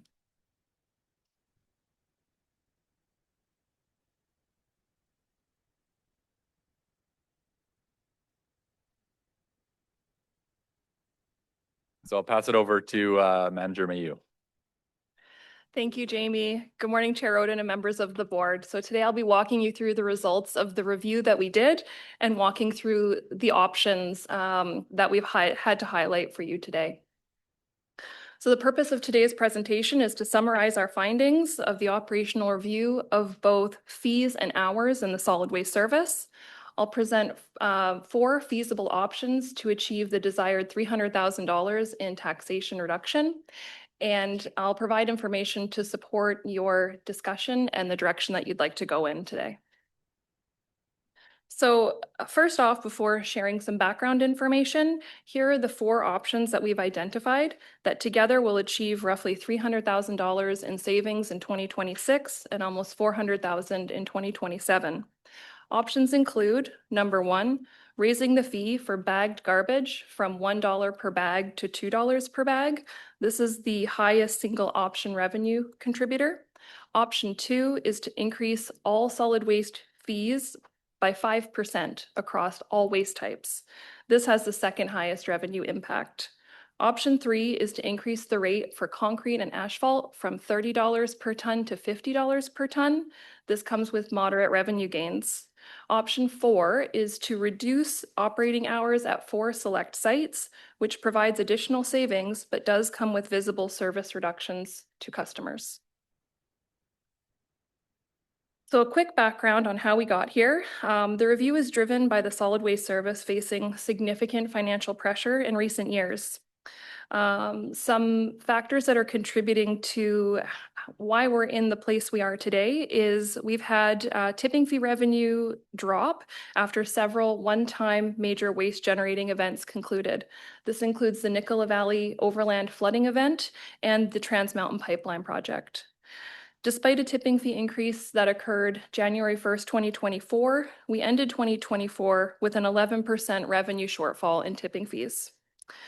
Overall, we also saw waste to landfill drop by 16.4% in 2024, partly because those events had concluded, but also construction activity was generally down in the TNRD during that time, which we did note through a reduction in building permit fees in 2024 as well. And those things are closely interconnected. Waste is generated from construction and demolition, and then that comes in on the solid waste side. On the cost side, a reminder that our solid waste system is operated under a contracted service delivery model. This means that all staffing, daily operations, and hauling is done by third-party contractors. And TNRD staff oversee the administration of those contracts. The current contracts were approved by the board and they began in mid-2023. And these contracts have increased our total operating costs by 19.4%, or about $1.9 million annually by 2025 compared to previous contracts. The contracts are directly linked to board-approved established levels of service for the solid waste facilities, which include setting days and hours of operation, site staffing levels, safety requirements, hauling frequency, infrastructure standards, and so on. We do have a commitment in the levels of service document to do a comprehensive review of our hours of operation every 5 years. We did the last review in 2022, meaning the next one would be scheduled in 2027. In this case, we've done it early as part of this request in the notice of motion. So during the 2026 to 2030 provisional budget discussions, the committee did note the rise in taxation in the solid waste service and the decline in tipping revenue. A notice of motion was introduced and passed, which directed us to review fees and hours and days of operation with a goal of identifying at least $300,000 in cost savings. So we did identify 4 feasible and operationally practical options. These can be implemented individually or in any combination. Options 1 through 3 focus on fees, which have the least impact on service delivery. The options are ordered from highest savings to the lowest. On option 4, again, involves reducing operating hours at select sites, which does have impacts to the public, but generates savings for us. And together they meet the committee's target of $300,000 in savings in 2026. So now I'll dive into each of the options in more detail, and then we can take a pause for questions and discussion at each option. Option 1 is increasing the bagged garbage fee from $1 to $2 per bag. The $1 fee was introduced in 2009 when the TNRD switched to a pay-as-you-go tipping fee system.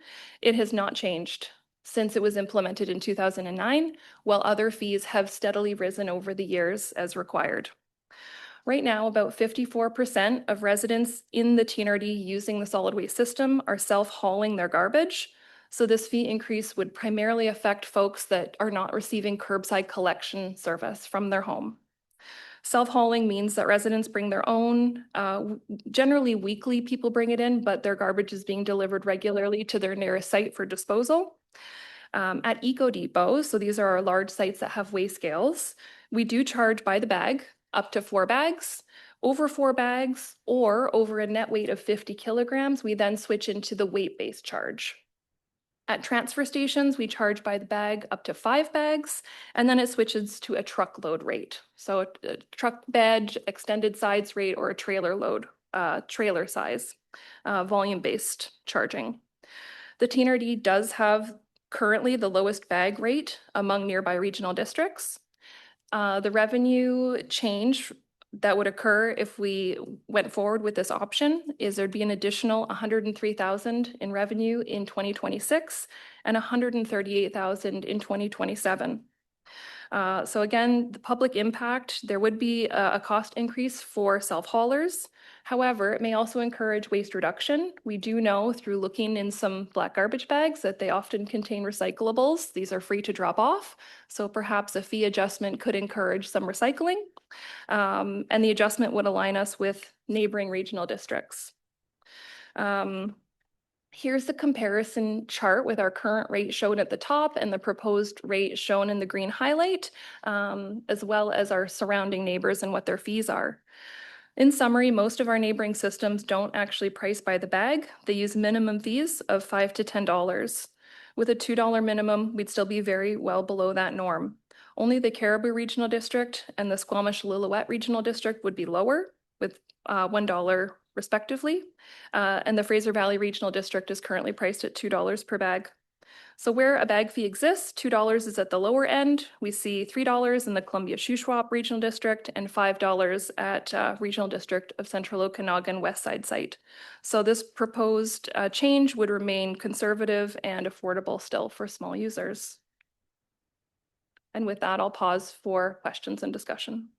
Okay, Directors Sow, Houghton, Kerslake, O'Toole, and Onslow.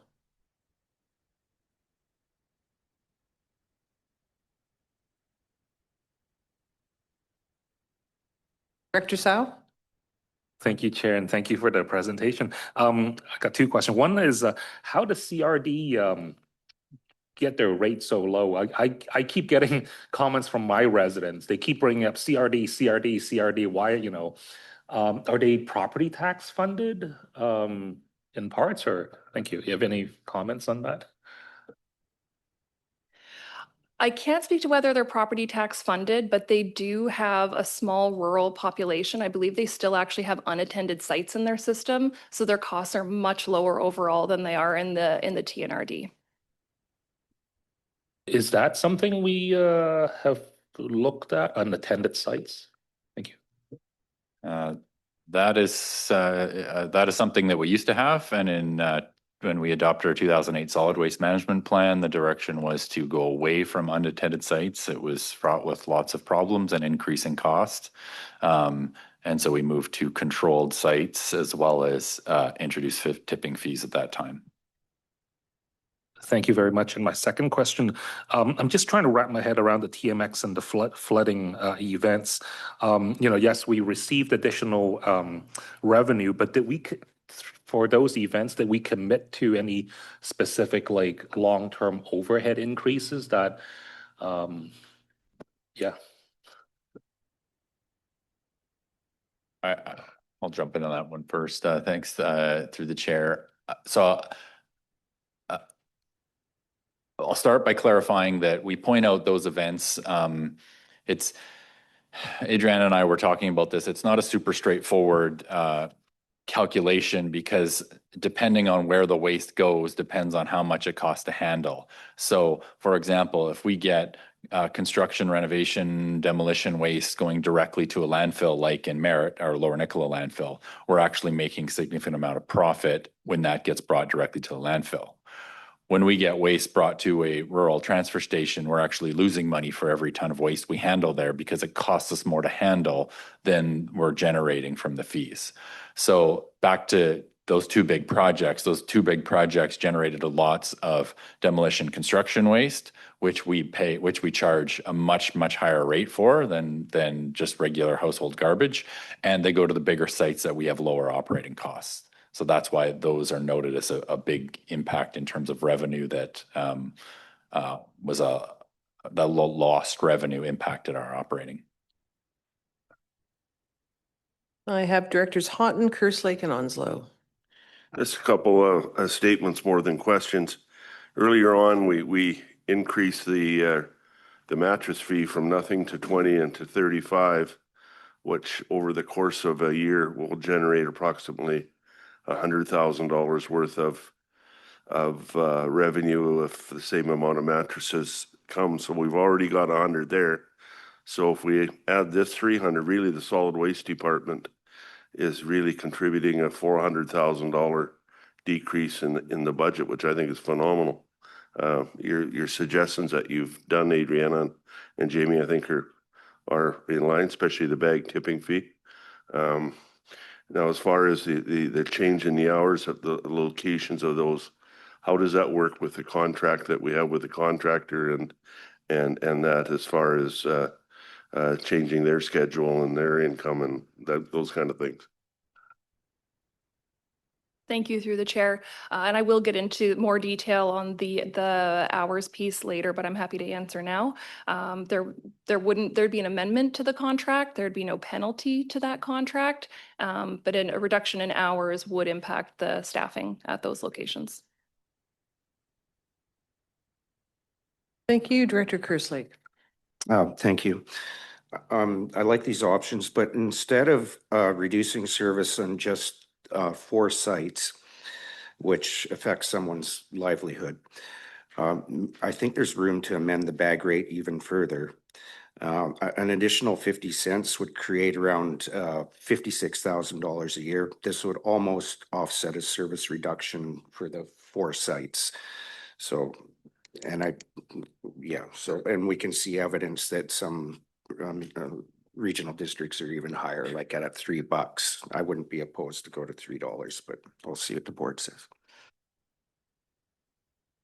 I have Directors Onslow, Newstater, Grenier, and Thorpe. Director Onslow. Thank you. I'm going to echo what Director Kerslake has just said about amending the bag fee. I would be, excuse me, in favor of raising that higher, definitely. I have concerns about reducing the hours that are forward-facing to the customers right now, particularly in these small transfer stations in the middle of contracts. I know in the case of Blue River that contract is going to be renegotiated in 2 years, and it's such an insignificant amount of money that actually truly affects 2 people, the contractor and the employee. And it's 2 people to take the hit for the rest of the communities and everyone that participates in this service.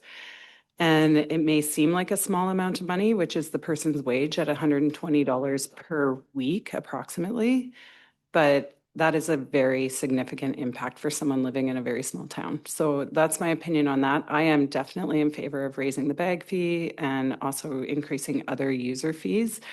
And then negotiating when the time comes with the contractors in these smaller locations, because I'm not opposed to that changing, but I'm opposed to it changing mid-contract, and that's already been agreed upon and bid up.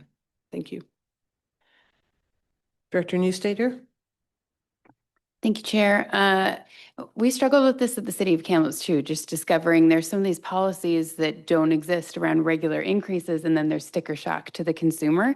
And so I think that's something for us to consider, for staff to look at. If we need to put a policy in place that at least regulates standard annual increases so that this doesn't happen. It's bizarre to me that that doesn't exist in so many things. But again, for all of our user fees, that's what we've discovered, utility rates, all of those things. So it's some kind of a stopgap that's built in that requires biannual even review or inflation that's built in.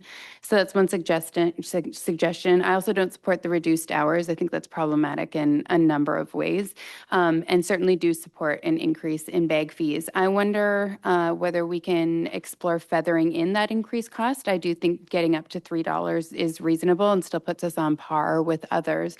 But perhaps we look at that increase happening over 2 fiscal years as opposed to just adding it into one. So that's one thing I would suggest looking at before it comes back to the full board. Thank you, Director Grenier. Thank you, Chair, and thank you for that report. I have a couple questions. We have curbside pickup in the area J, and I would guess that accommodates 2 bags in a container, 2 full bags in a container, possibly 3. So I'm wondering what the equivalent is in curbside pickup areas. If we're going $2 or $3 a bag, we're talking about $6 to $9 per week. I imagine that service is much more than $6 or $9 per week. So relative to bag drop-offs, in some areas we're paying much more for picking up garbage. So if I may ask just some clarification, are you trying to compare the bagged rate dropping off a transfer station with the cost of collection?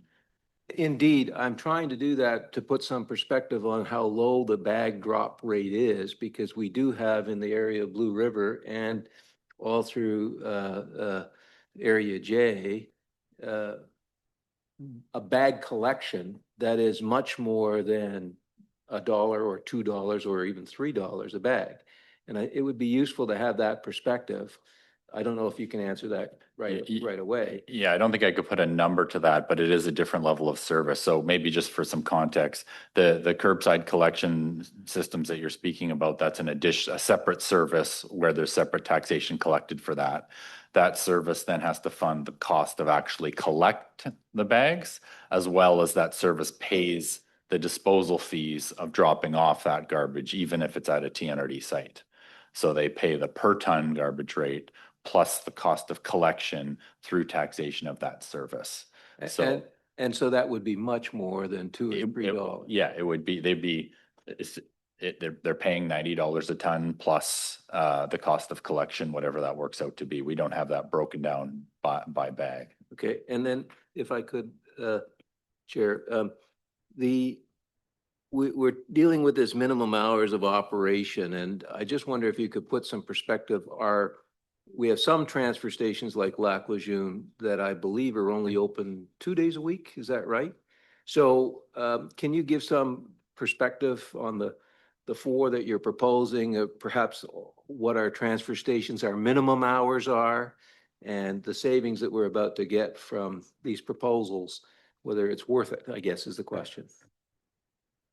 So if I may, Chair, just point out that we were just trying to, and maybe this was not the best direction. We were trying to stop at each recommendation, each option here for questions. So we're going to discuss the other 3 options here and pause for questions specific to that. And then the idea was to get in this debate or discussion around what options the board actually wants to do. So we're getting a bit ahead of ourselves. So if we could maybe just wait until we get to that point in the presentation, if that's okay with you, Director Grenier.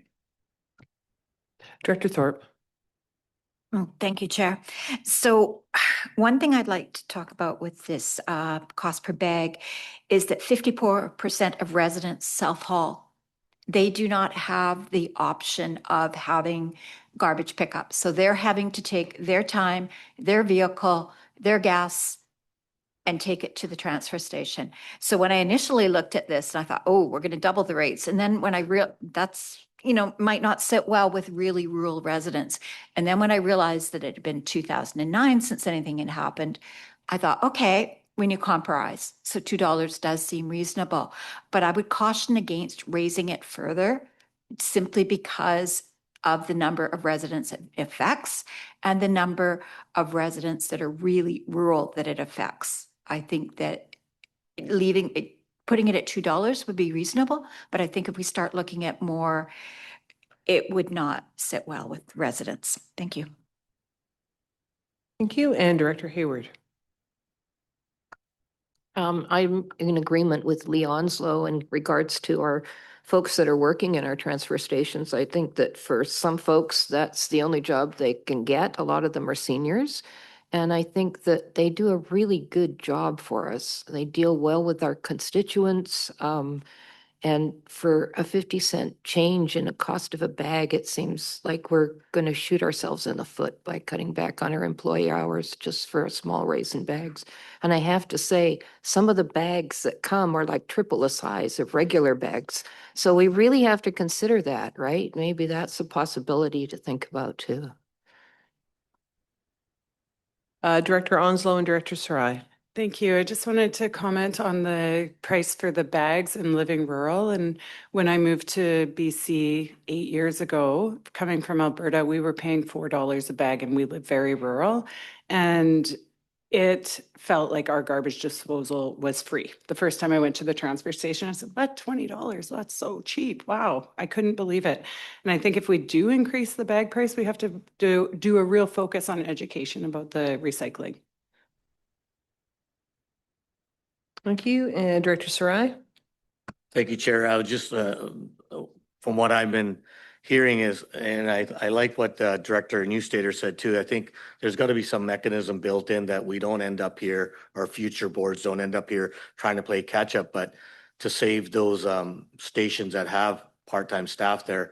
And what Director Kershaw said, that 25 cents, $2.25 to keep that wage increase even, I think is great. But I think moving forward, there should be an annual adjustment. And if it could be 25 cents, every year so that we're ahead of the game. We don't come back to this place, and we're not above everybody else. We're not the highest, but I think just to save future boards this type of conversation, I think an annual increase is warranted.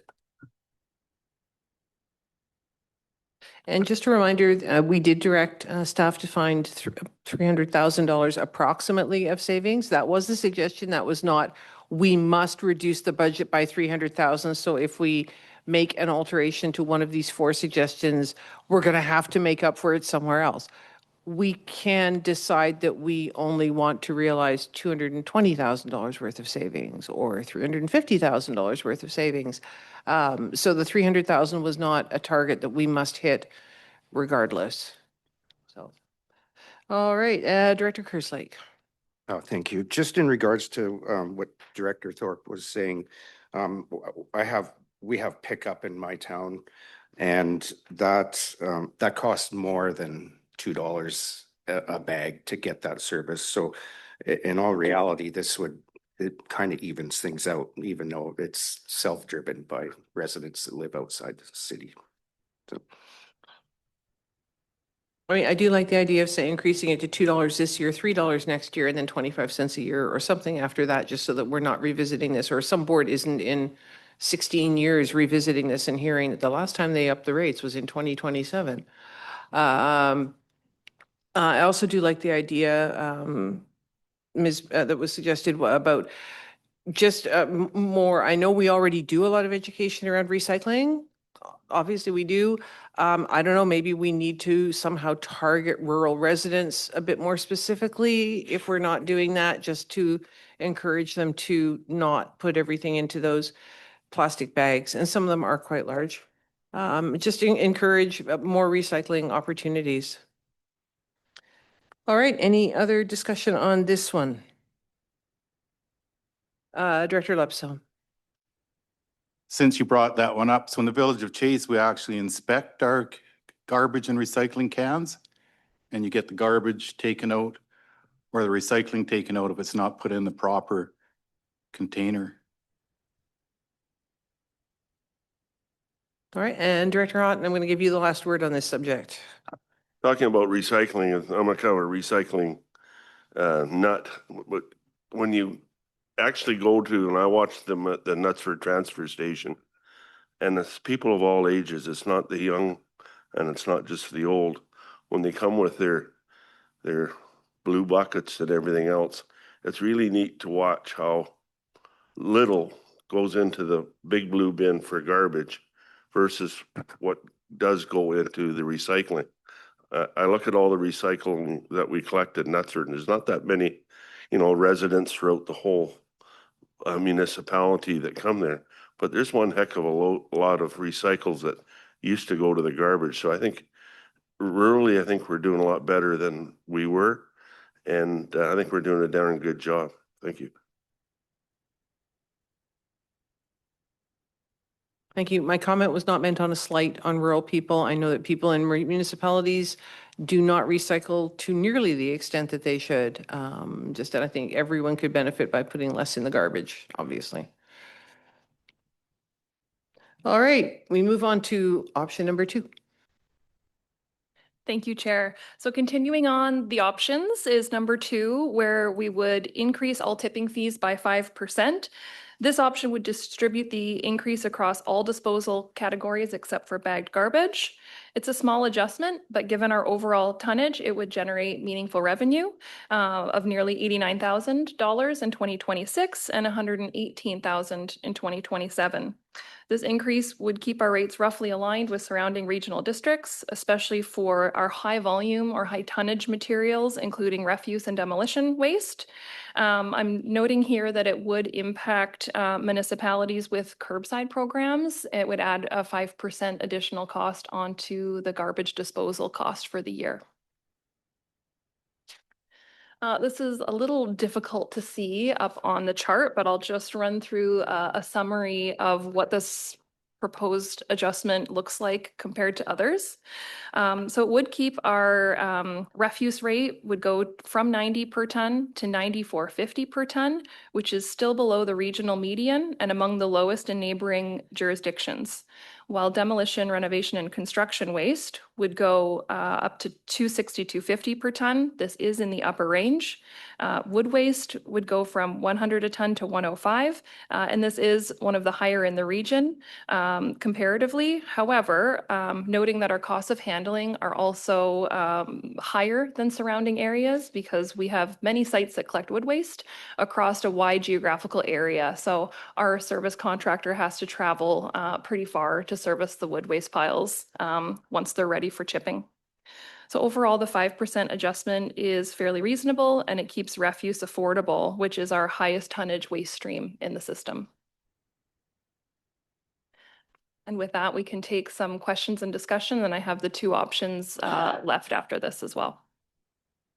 All right, any questions or discussions here? Director Grenier? I wonder if you could just put that slide up again, because I thought that was quite useful. We're looking at halfway down the slide on the left side, 120, 100, 106, 120, and we're proposing to increase it to 94. And I'm just wondering, similar to the what Councillor Newstetter said, should we maybe look at $100 a ton and then maybe some sort of regular increase? Would that get us where we need to be as opposed to cutting back hours, which we'll talk about later? Yeah, through the chair, I can make a comment on that. So we don't have historically, we have not had a scheduled increase approved by the board, but what we have done is regularly come back to the board with fee increases. So just to clarify, when Adriana mentioned the bagged garbage rate hasn't gone up since 2009, that's just that specific category. Typically, the board revisits the solid waste disposal bylaw rates every 2 years. So, so the answer is yes, we could look at that if the board would like us to implement or amend the bylaw to have a set increase year after year of a certain percentage or an amount. But what we've been doing up until this point is revisiting the bylaw with the board about every 2 years. So just supplemental to that, so if we went to $100, that would be a 10% increase in this year, and perhaps thereafter throttle back increases. We are facing the situation where whatever we're not charging user fees, we're charging on taxation. So it's the same people paying this, but we have a big taxation rate. City of Kamloops has been working very hard to get their tax rate to 5.75. We've got a big challenge here at the TNRD, and this seems like an easy one to say, yeah, we'll go to 100 to begin with to get the fee revenue up faster than what's being proposed. That's my thoughts. Now, just correct me if I'm wrong, a lot of that fee revenue then, the increase in the fee revenue would come from the municipalities within the TNRD for our tipping fees? Well, correct. Everyone would be impacted, everyone who pays tipping fees. So all municipalities pay tipping fee other than the city of Kamloops. All municipalities pay tipping fees to the TNRD because we receive waste that they generate. Thank you, Director Sarai. Thank you, Chair. Jamie, just a question on, it looks like all our prices are similar to Kamloops and the city of Kamloops, except for the commercial clean fill. And my question, I guess maybe I'm reading it wrong, would we then have companies coming and using us because our commercial fee is so low that we would be getting people that would avoid the city of Kamloops and to Kamloops and get a cheaper rate here? Can we not get a closer alignment with that so we don't get that? Yeah, through the chair, happy to answer that question. Right now, we need soil at Heffley Creek landfill for cover material, so we actually want to attract that soil to that location.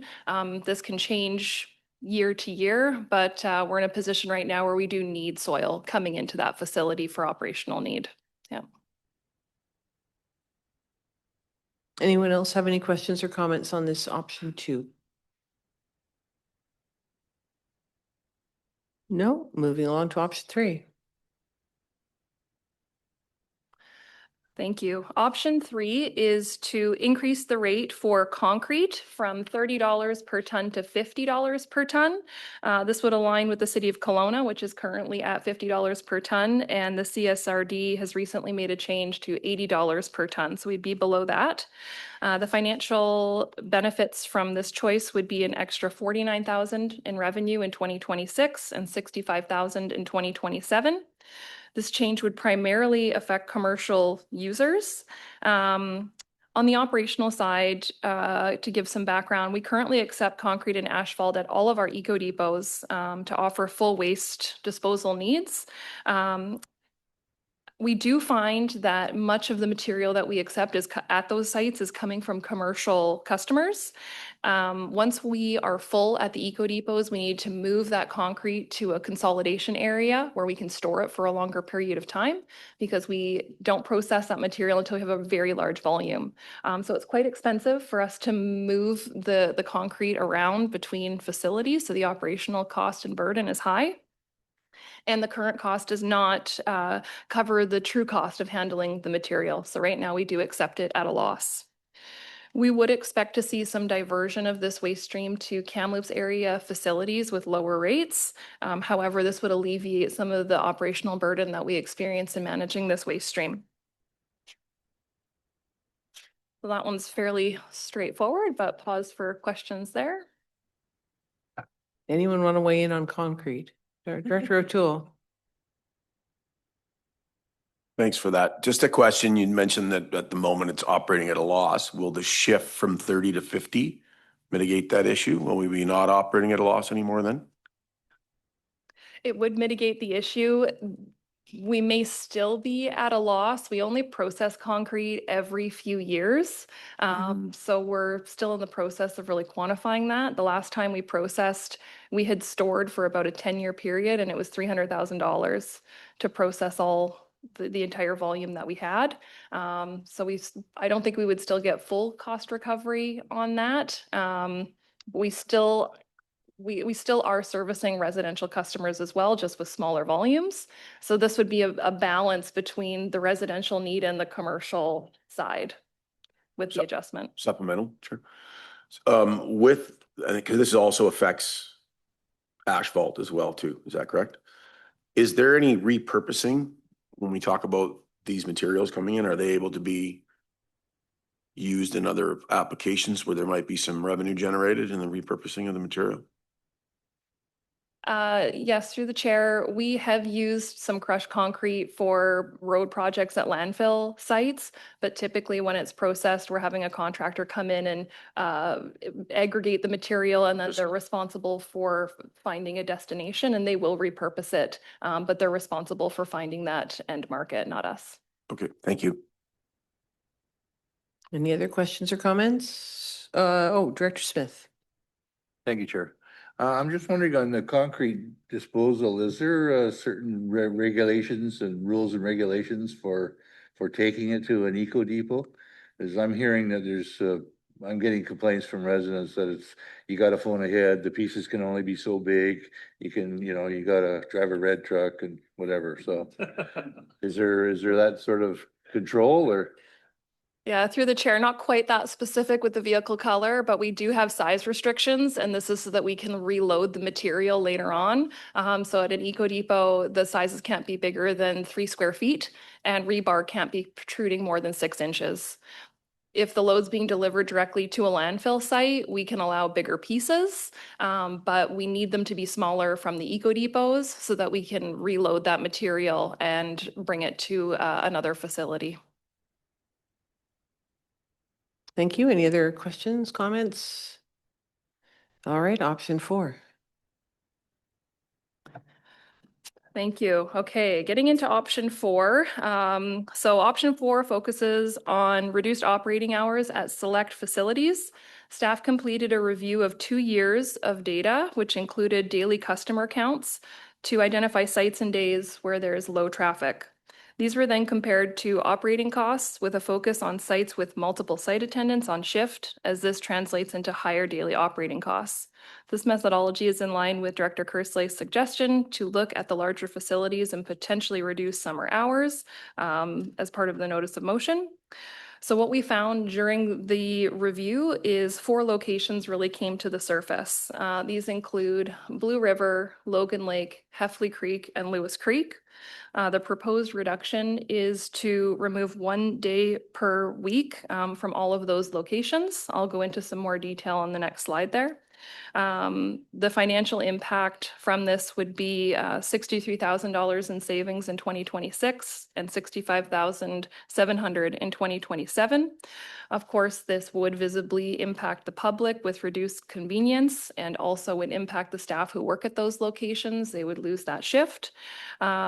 Noting we talked about this earlier, reduced convenience can always come with a potential increase in illegal dumping. And this change would require a lot of public communication that's very clear and updating our signage appropriately. So the proposed hour reductions are, I'll just note that Blue River is different than the other ones. That's a single attendant staffed site. Blue River has a curbside collection program and the truck goes into the transfer station during the week. And right now, which is different than prior, we have the same contractor operating both the transfer station staffing and running the curbside program. Overall, the site gets low usage. And so in talking with the contractor, the suggestion is to remove the Monday. So the site would then be open, let's see, Wednesday and Friday and Sundays. And the truck would still be able to come in on Monday and the driver would be able to open the bins and process the load as they normally would. Outside of Blue River, Logan Lake, Heffley Creek, and Lewis Creek, the proposal is to remove Sunday in the summer. So this would mean those sites would be open 5 days per week year round, Tuesday through Saturday, 8 a.m. to 4 p.m. And so, yes, this would generate the savings that you see on the slide there. We did work with the contractors throughout this process and noting that, yes, there would be an impact to some of the staff who work at these locations. And with that, we can have some discussions and questions on option 4. All right, I have Director Sarai already, Director Morris, Director Onslow, Director Sarai. Thank you, Chair. Yeah, as I mentioned earlier, I'm a little uncomfortable impacting any staffing, whether they're contractors, especially like Director Onslow said, right in the middle of a contract. But the other thing, and I remember, Chair, you mentioned that people that are going to throw their garbage in the wilderness are going to do it no matter what the fees are or when it's open. But when I'm looking at those sites, I see a lot of tourist sites as well. People are coming for day trips and to the lakes or where have you. And if those sites are closed and they're not aware of it because they're from out of town, where does that garbage go? So I think for that minimal savings, I think we can find other ways of impact on this and keeping those contractors whole till the next contract. Thank you. I have Directors Morris, Onslow, and O'Toole. Director Morris. Thank you. The question I was going to pose, and this is intriguing, I'm learning an awful lot during this process, but, and all the best questions have already been posed and answered, I'm quite sure. But my question is back to the illegal dumping issue. And what measures we could be putting into place in specifically around some of these Crown land issues again that become the dumping ground for that. And can we revisit how we approach that? Because it's obviously an issue that's not just Area P, it's many, but and specifically, I can think of a couple of locations where obviously it became far easier for everybody to dump illegally just outside the boundaries of a few people's properties. And so again, where is our oversight on that particular topic is asking.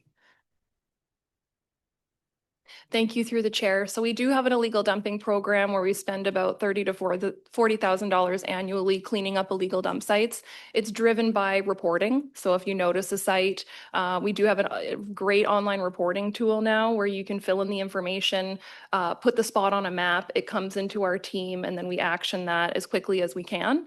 So that program has really made some great progress in recent years on the reporting and cleanup side. So we're always actively cleaning up locations and encourage everybody to spread the word. If you see them, type in TNRD illegal dumping, you'll find the reporting form, and our staff will be able to action that site for cleanup.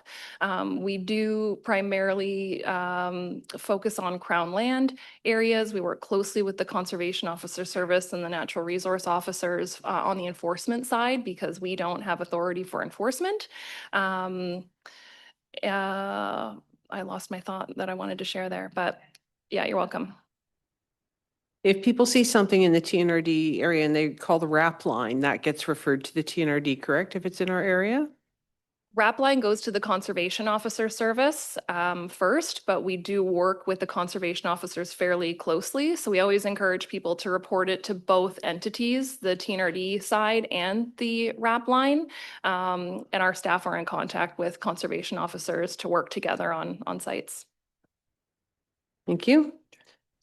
Director Onslow. Thank you. I just wanted to touch again on the hours of service at the transfer station, particularly in Blue River. I'm not opposed to those hours changing when the contract is up for bid again, because I think there is operational efficiencies that can happen. I'm just opposed to it changing mid-contract. Thank you. Thank you. I have Directors O'Toole, Vice Chair Smith, and Director Lepso. Director O'Toole. Thank you, Chair. Thanks very much for the report. And just kind of looking at this one, I mean, our goal, from what I understand, is we're trying to hit the $300,000 savings mark. If we take out reduced operating hours, the sense across the room seems to be that nobody has an appetite for that. And to Director Onslow's point, take a longer term look at when the contracts come up, making some adjustments. That still gets us to 325 if we leave the first three as is. The other thing I wanted to comment on is there was some, in your presentation, there was some talk about the big projects, the pipeline, things like that, the impact that had. On a lesser level, I look at like the bottom's fallen out at Sun Peaks in building permits over the last handful of years. So the direct relation to that is there'll be very little construction waste heading to Heffley. Not to pull up my Swami hat, but we feel that we're probably on the front end of, in the next 12 to 18 months, a 4 to 5 year upswing in construction. So a knee-jerk reaction to cut the hours at Heffley and then all of a sudden have a big upswing in construction, and now contractors having to adjust to another day of closed operations to drive down the hill. I'd be more in favor to focus on the savings in the front three and looking at the hours of operations as more of a long-term thing would be my suggestion. Thank you. Vice Chair Smith. Thank you, Chair. I think just echoing many of the other comments, I think that there's many opportunities for incremental increases without affecting staff time and contracts and impacting residents. So I'd be in support of modest incremental increases and looking at contracts as they come up in the future. Thank you. Director Lepso. So I'm just looking at the numbers on number 2. So if we increase all fees by 5%, and let's say for Chase, and now we start recycling more, would that number wouldn't stay the same, would it? I'm just. Through the chair, correct. If people are diverting more to the free streams, it could reduce the revenue.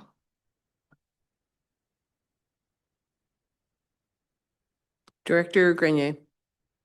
Thank you, Chair. Could you just give us some perspective on the hours of operation of some of our smaller sites? I think Lac Lejeune and Tronquil Valley are more closed than they are open, but. Sure, through the chair. Yeah, we operate 27 transfer stations across the district. So you're just seeing a small, the 4 that were actually identified as the ones that if we were going to recommend cuts, this is where we'd start. We have many transfer stations, probably about a dozen that operate in either 1 day a week or 2 days a week. So those ones fairly in this process fairly quickly dropped off the list of considering cutting hours because they're already down to the bare minimum. I was here when we implemented those changes of having a site that was open 24/7 down to 1 day a week.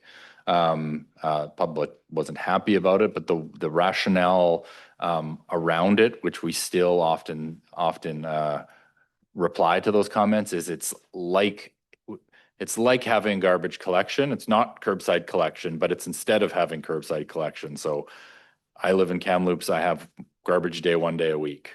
So if you live somewhere like Lac Lejeune or Black Pine, some of these small communities, yes, it's a limited service, but it's still 1 day a week. You just have to set your garbage day and that's when you bring it. But to bring it back to this discussion, those sites, we didn't look at recommending any reduction because there are already so few hours that they operate.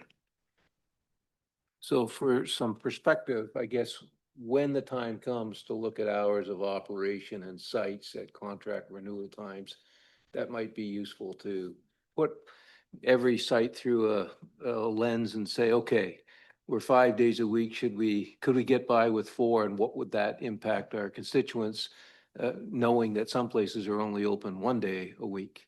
That's a longer term perspective. Correct. And that's what we did in this. We just didn't provide you with all those details, but we did look at every site and what the current service level we're providing and the number of customers per hour. We considered all that data before we brought forward these recommendations. But I'll add to that comment because there's been a couple comments about when, maybe reviewing the hours when the contracts are up. That is definitely something that we'll do. So for those who are on this board, when we went through the contract award process for our operating contract, before we issued the RFP, we did a very detailed service review and had the board, well, first the solid waste committee and ultimately the board approved what the levels of service were across all sites. So they approved every single site, what the hours of operations are at all those sites, what the fees were, what days a week they operate, because then we had that mandate of going out then through a public procurement saying, this is the level of service we want to provide. And then we could bring it back to the board saying, this is what the cost was. So we plan to do that. We would do that again at the end of this contract. Any other questions or comments? All right. So here are our options. Here's the menu, folks. Oh, Director Houghton and then Director Thorpe. Just analyzing what we've talked about, if we implemented the first 3 and with the mattress fee of approximately $100,000, we're over $400,000 in savings in the budget without touching item number 4. And I think in one whack at the budget, I think that's doing a mighty fine job. And because don't forget, before we didn't have a mattress fee. Now we're finding 100,000 there or thereabouts. And if you add the other 3, we're at 421. So there you go. Thank you. I shouldn't do math in my head. It always leads to trouble, but looking at the estimated savings, April to December 2026, by the time this gets implemented, if we implemented the first 3, that's a savings of around $240,000 plus approximately $100,000 for the mattresses in 2026. And then that would, of course, increase if we left all 3 in place. That would increase to $400,000 next year. Yeah. So, Director Thorpe? Well, I think that Director Houghton read my mind because that's exactly what I was going to say. So what I would ask is if Director Houghton would make that motion, I'd second it. I'll make a motion. We go with the top 3 items implemented in 2026 partial and into 2027 and not go with item number 4. And I will second that And motion. that is the 3 as is. All right, thank you. Discussion, Director Onslow. I feel like there was discussion around the table about increasing the bag fee more than $2 and then also incrementally increasing it. So I'd like to see that included in some way. So you could, if you wanted, propose an amendment to item number 1, which would see perhaps, I'm just throwing this out there, not trying to read your mind, that the bag garbage fee increased to $2 per bag for 2026 and go up to $3 per bag in 2027, which would give time to get the message out and do the recycling piece, increase emphasis on recycling, et cetera. I don't know, hello, Director Newstater? Thanks, Board. Yeah, I think that is the spirit of what we were going for. So maybe just to suggest that Committee of the Whole requests that staff bring back to the board options to increase bag garbage fees up to $3 with a feathered in process. So you're suggesting that as an amendment? Yes. Okay, do I have a seconder for the amendment? Director Onslow, thank you. All right, discussion on the amendment. Director Sow and then Director Thorpe. Thank you, Chair. I'll let Director Thorpe, you say it. I would be against that. I could see looking down the line at increasing, but I think what we have to remember is it may only look like $1, but now it's going to 2. So we're doubling it. And we're looking at 54% of our residents that actually take their garbage to the transfer stations. So I'm looking at perceptions, and the perception isn't good. And so I, at this point, would say no. Please leave it like this, and let's review it in a year or 2. Let's look at it when we look at reviewing the contracts for the operating hours. But I think that we need to be very cautious of what we're doing here. Director Sow? Sorry, I would like to add to that, just the $2, we would already be achieving our goal. So I think I would feel more comfortable leaving it 2 and coming back and reviewing it. All right, Mr. Vieira, did you have your hand up?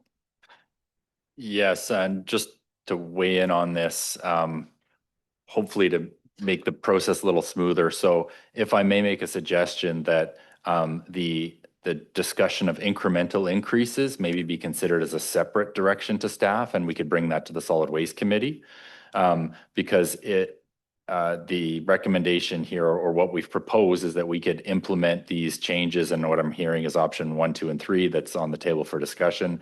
We could implement those effective April 1st.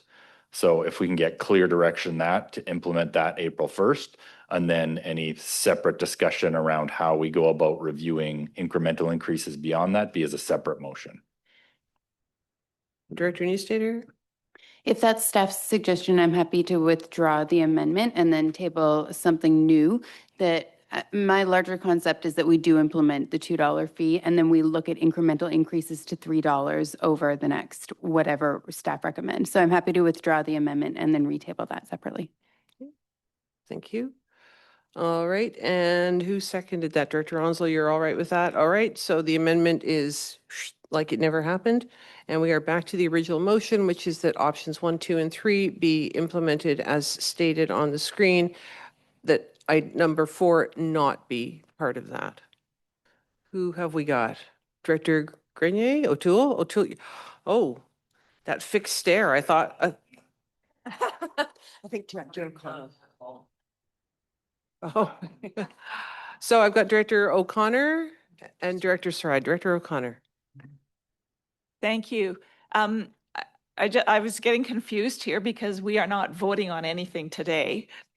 We are looking to move this forward to come back to another board meeting, but I'm absolutely in favor of that recommendation of moving it forward around increasing. And I think what's really important is that we also do some education around this so that our public understands why we are increasing it and comparing it to other municipalities, other jurisdictions, their pricing as well. Thank you. All right, I have Director Sarai, and I've got staff waving. Sorry. CEO Chair, Hildebrand. If I could just jump in, the direction that we get from committee of the whole will be going into the budget. Yeah. It won't go back to a board meeting. This is kind of different because it's budget related. It'll go into the budget that'll be presented in March. Still could be voted on and debated there, but that's kind of our intention. Director Sarai. Thank you, Chair. And just to support Manager Vieira, what he was saying, have the $2 increase. I earlier was saying the 225 and incremental, that's going to come in the future. But hearing Director Houghton and mentioning the mattress fee that is not showing in this graph is going to give us that comfort level that we are achieving what we need to. And then in the future, we can go, but I support 1, 2, 3. And the mattress fee is not in there. That's going to give us a little bit of cushion while staff work on incremental increases in the future. So thank you. Thank you. And just to notice too, that it's not by increasing the bag garbage fee to $2, we are impacting obviously residents who do not have garbage collection. By increasing the tipping fees by 5%, we are now impacting everyone who does have curbside collection. So for example, it costs the Village of Ashcroft about $60,000 a year in tipping fees. That's going to go up by 5% for the residents of the Village of Ashcroft. Every municipality in the TNRD will face that. So it's kind of it's being evenly spread out, just as the point I'm trying to make here. Anyone else have any questions on the motion that is before us all? No? All right, all those in favor? Is anyone opposed? Director Lepso, anyone else? That is carried. Director Newstater. I'd like to make a motion, and I'll say I live rurally. My community is rural. We haul our own garbage. We haul our own bags. I think this is reasonable. Either way, we're paying for it. So increases that are responsible are necessary right now. So I'd like to make a motion that Committee of the Whole recommend that staff bring options to the Solid Waste Committee to bring forward in new options to increase the rate to $3 per garbage bag in future fiscal years. Seconded by Director Sarai. All right, discussion. Right, Director Karpuk. Thank you, Chair. I'm just wondering, we're looking at bagged garbage only, but we have, it seems like, an awful lot of past other fees that have not been addressed as well. And perhaps it would be worth having all of them come back for consideration on an ongoing basis to keep up with the times rather than incremental jumps every 10 years that they get reviewed. So if that could be an amendment to your motion, that would be my suggestion. Director Newstater? Thanks, Chair. Yes, that was certainly in the spirit of the conversation too. My understanding is that staff would kind of layer that into their considerations and bring something forward. I think that does capture it, but I'd like this to remain specific because we want to target this one right now. But as long as the staff's understanding is that that's the direction of the board, that be looked at holistically. Any other questions or comments? All right, all those in favor? Opposed? Director Ranta, Director Thorpe, anyone else? That is carried. Any other items, anyone? Oh, CAO Hildebrand. Thank you, Chair. I just wanted to thank the presenters today and the board for the great discussion. I think it went really well. From a next step standpoint, I just want to make sure the board understands that we will be taking this direction now and putting it into budget. We've got year end that I mentioned yesterday that we closed 2025. We're going through our audit next week. We're working through an ERP and budgets in there as well. Know though that from where we left off in budget, staff have done a lot of work from an efficiency standpoint. A lot of extra surplus came in. We are at a really good place. We just don't, until all this is kind of rolled up, we won't know until the final budget, but it's significantly down from where we ended our last budget discussion. So that's a good news. And so you'll see that in the presentation coming up in March. So yeah, so thanks for the great time today. And I thought this was like a great best practice in how we do this. So thank you. Yes, thank you to all the departments who reported today. I think excellent, succinct, concise reports that clearly laid everything out. Didn't sort of pull any punches, noted the successes along with challenges, and I think presented in a way that we all found very easy to get our heads around, which is never a bad thing on a Friday morning before a long weekend. So thank you very much for that. And everyone, yes, enjoy your family day weekend with whatever family you choose to spend it with, your actual family or your found family. But have a great long weekend, everyone. Safe travels home. And don't forget, we have the restarting presentation starting at 1:30. There is an option to be here in the room, or you can Zoom in. Mr. Kelly has sent everyone the link to the Zoom presentation. So who's got their hand up? Sorry, Corporate Officer Jeremiah. Thank you, Chair. Just so everybody knows, for anybody who's planning, Everyone, quiet. should just whistle. So everybody planning to attend via Zoom, you will need to register beforehand. So you just need to click on the link and do the registration. Thank you. Thank you. We are adjourned. Yeah.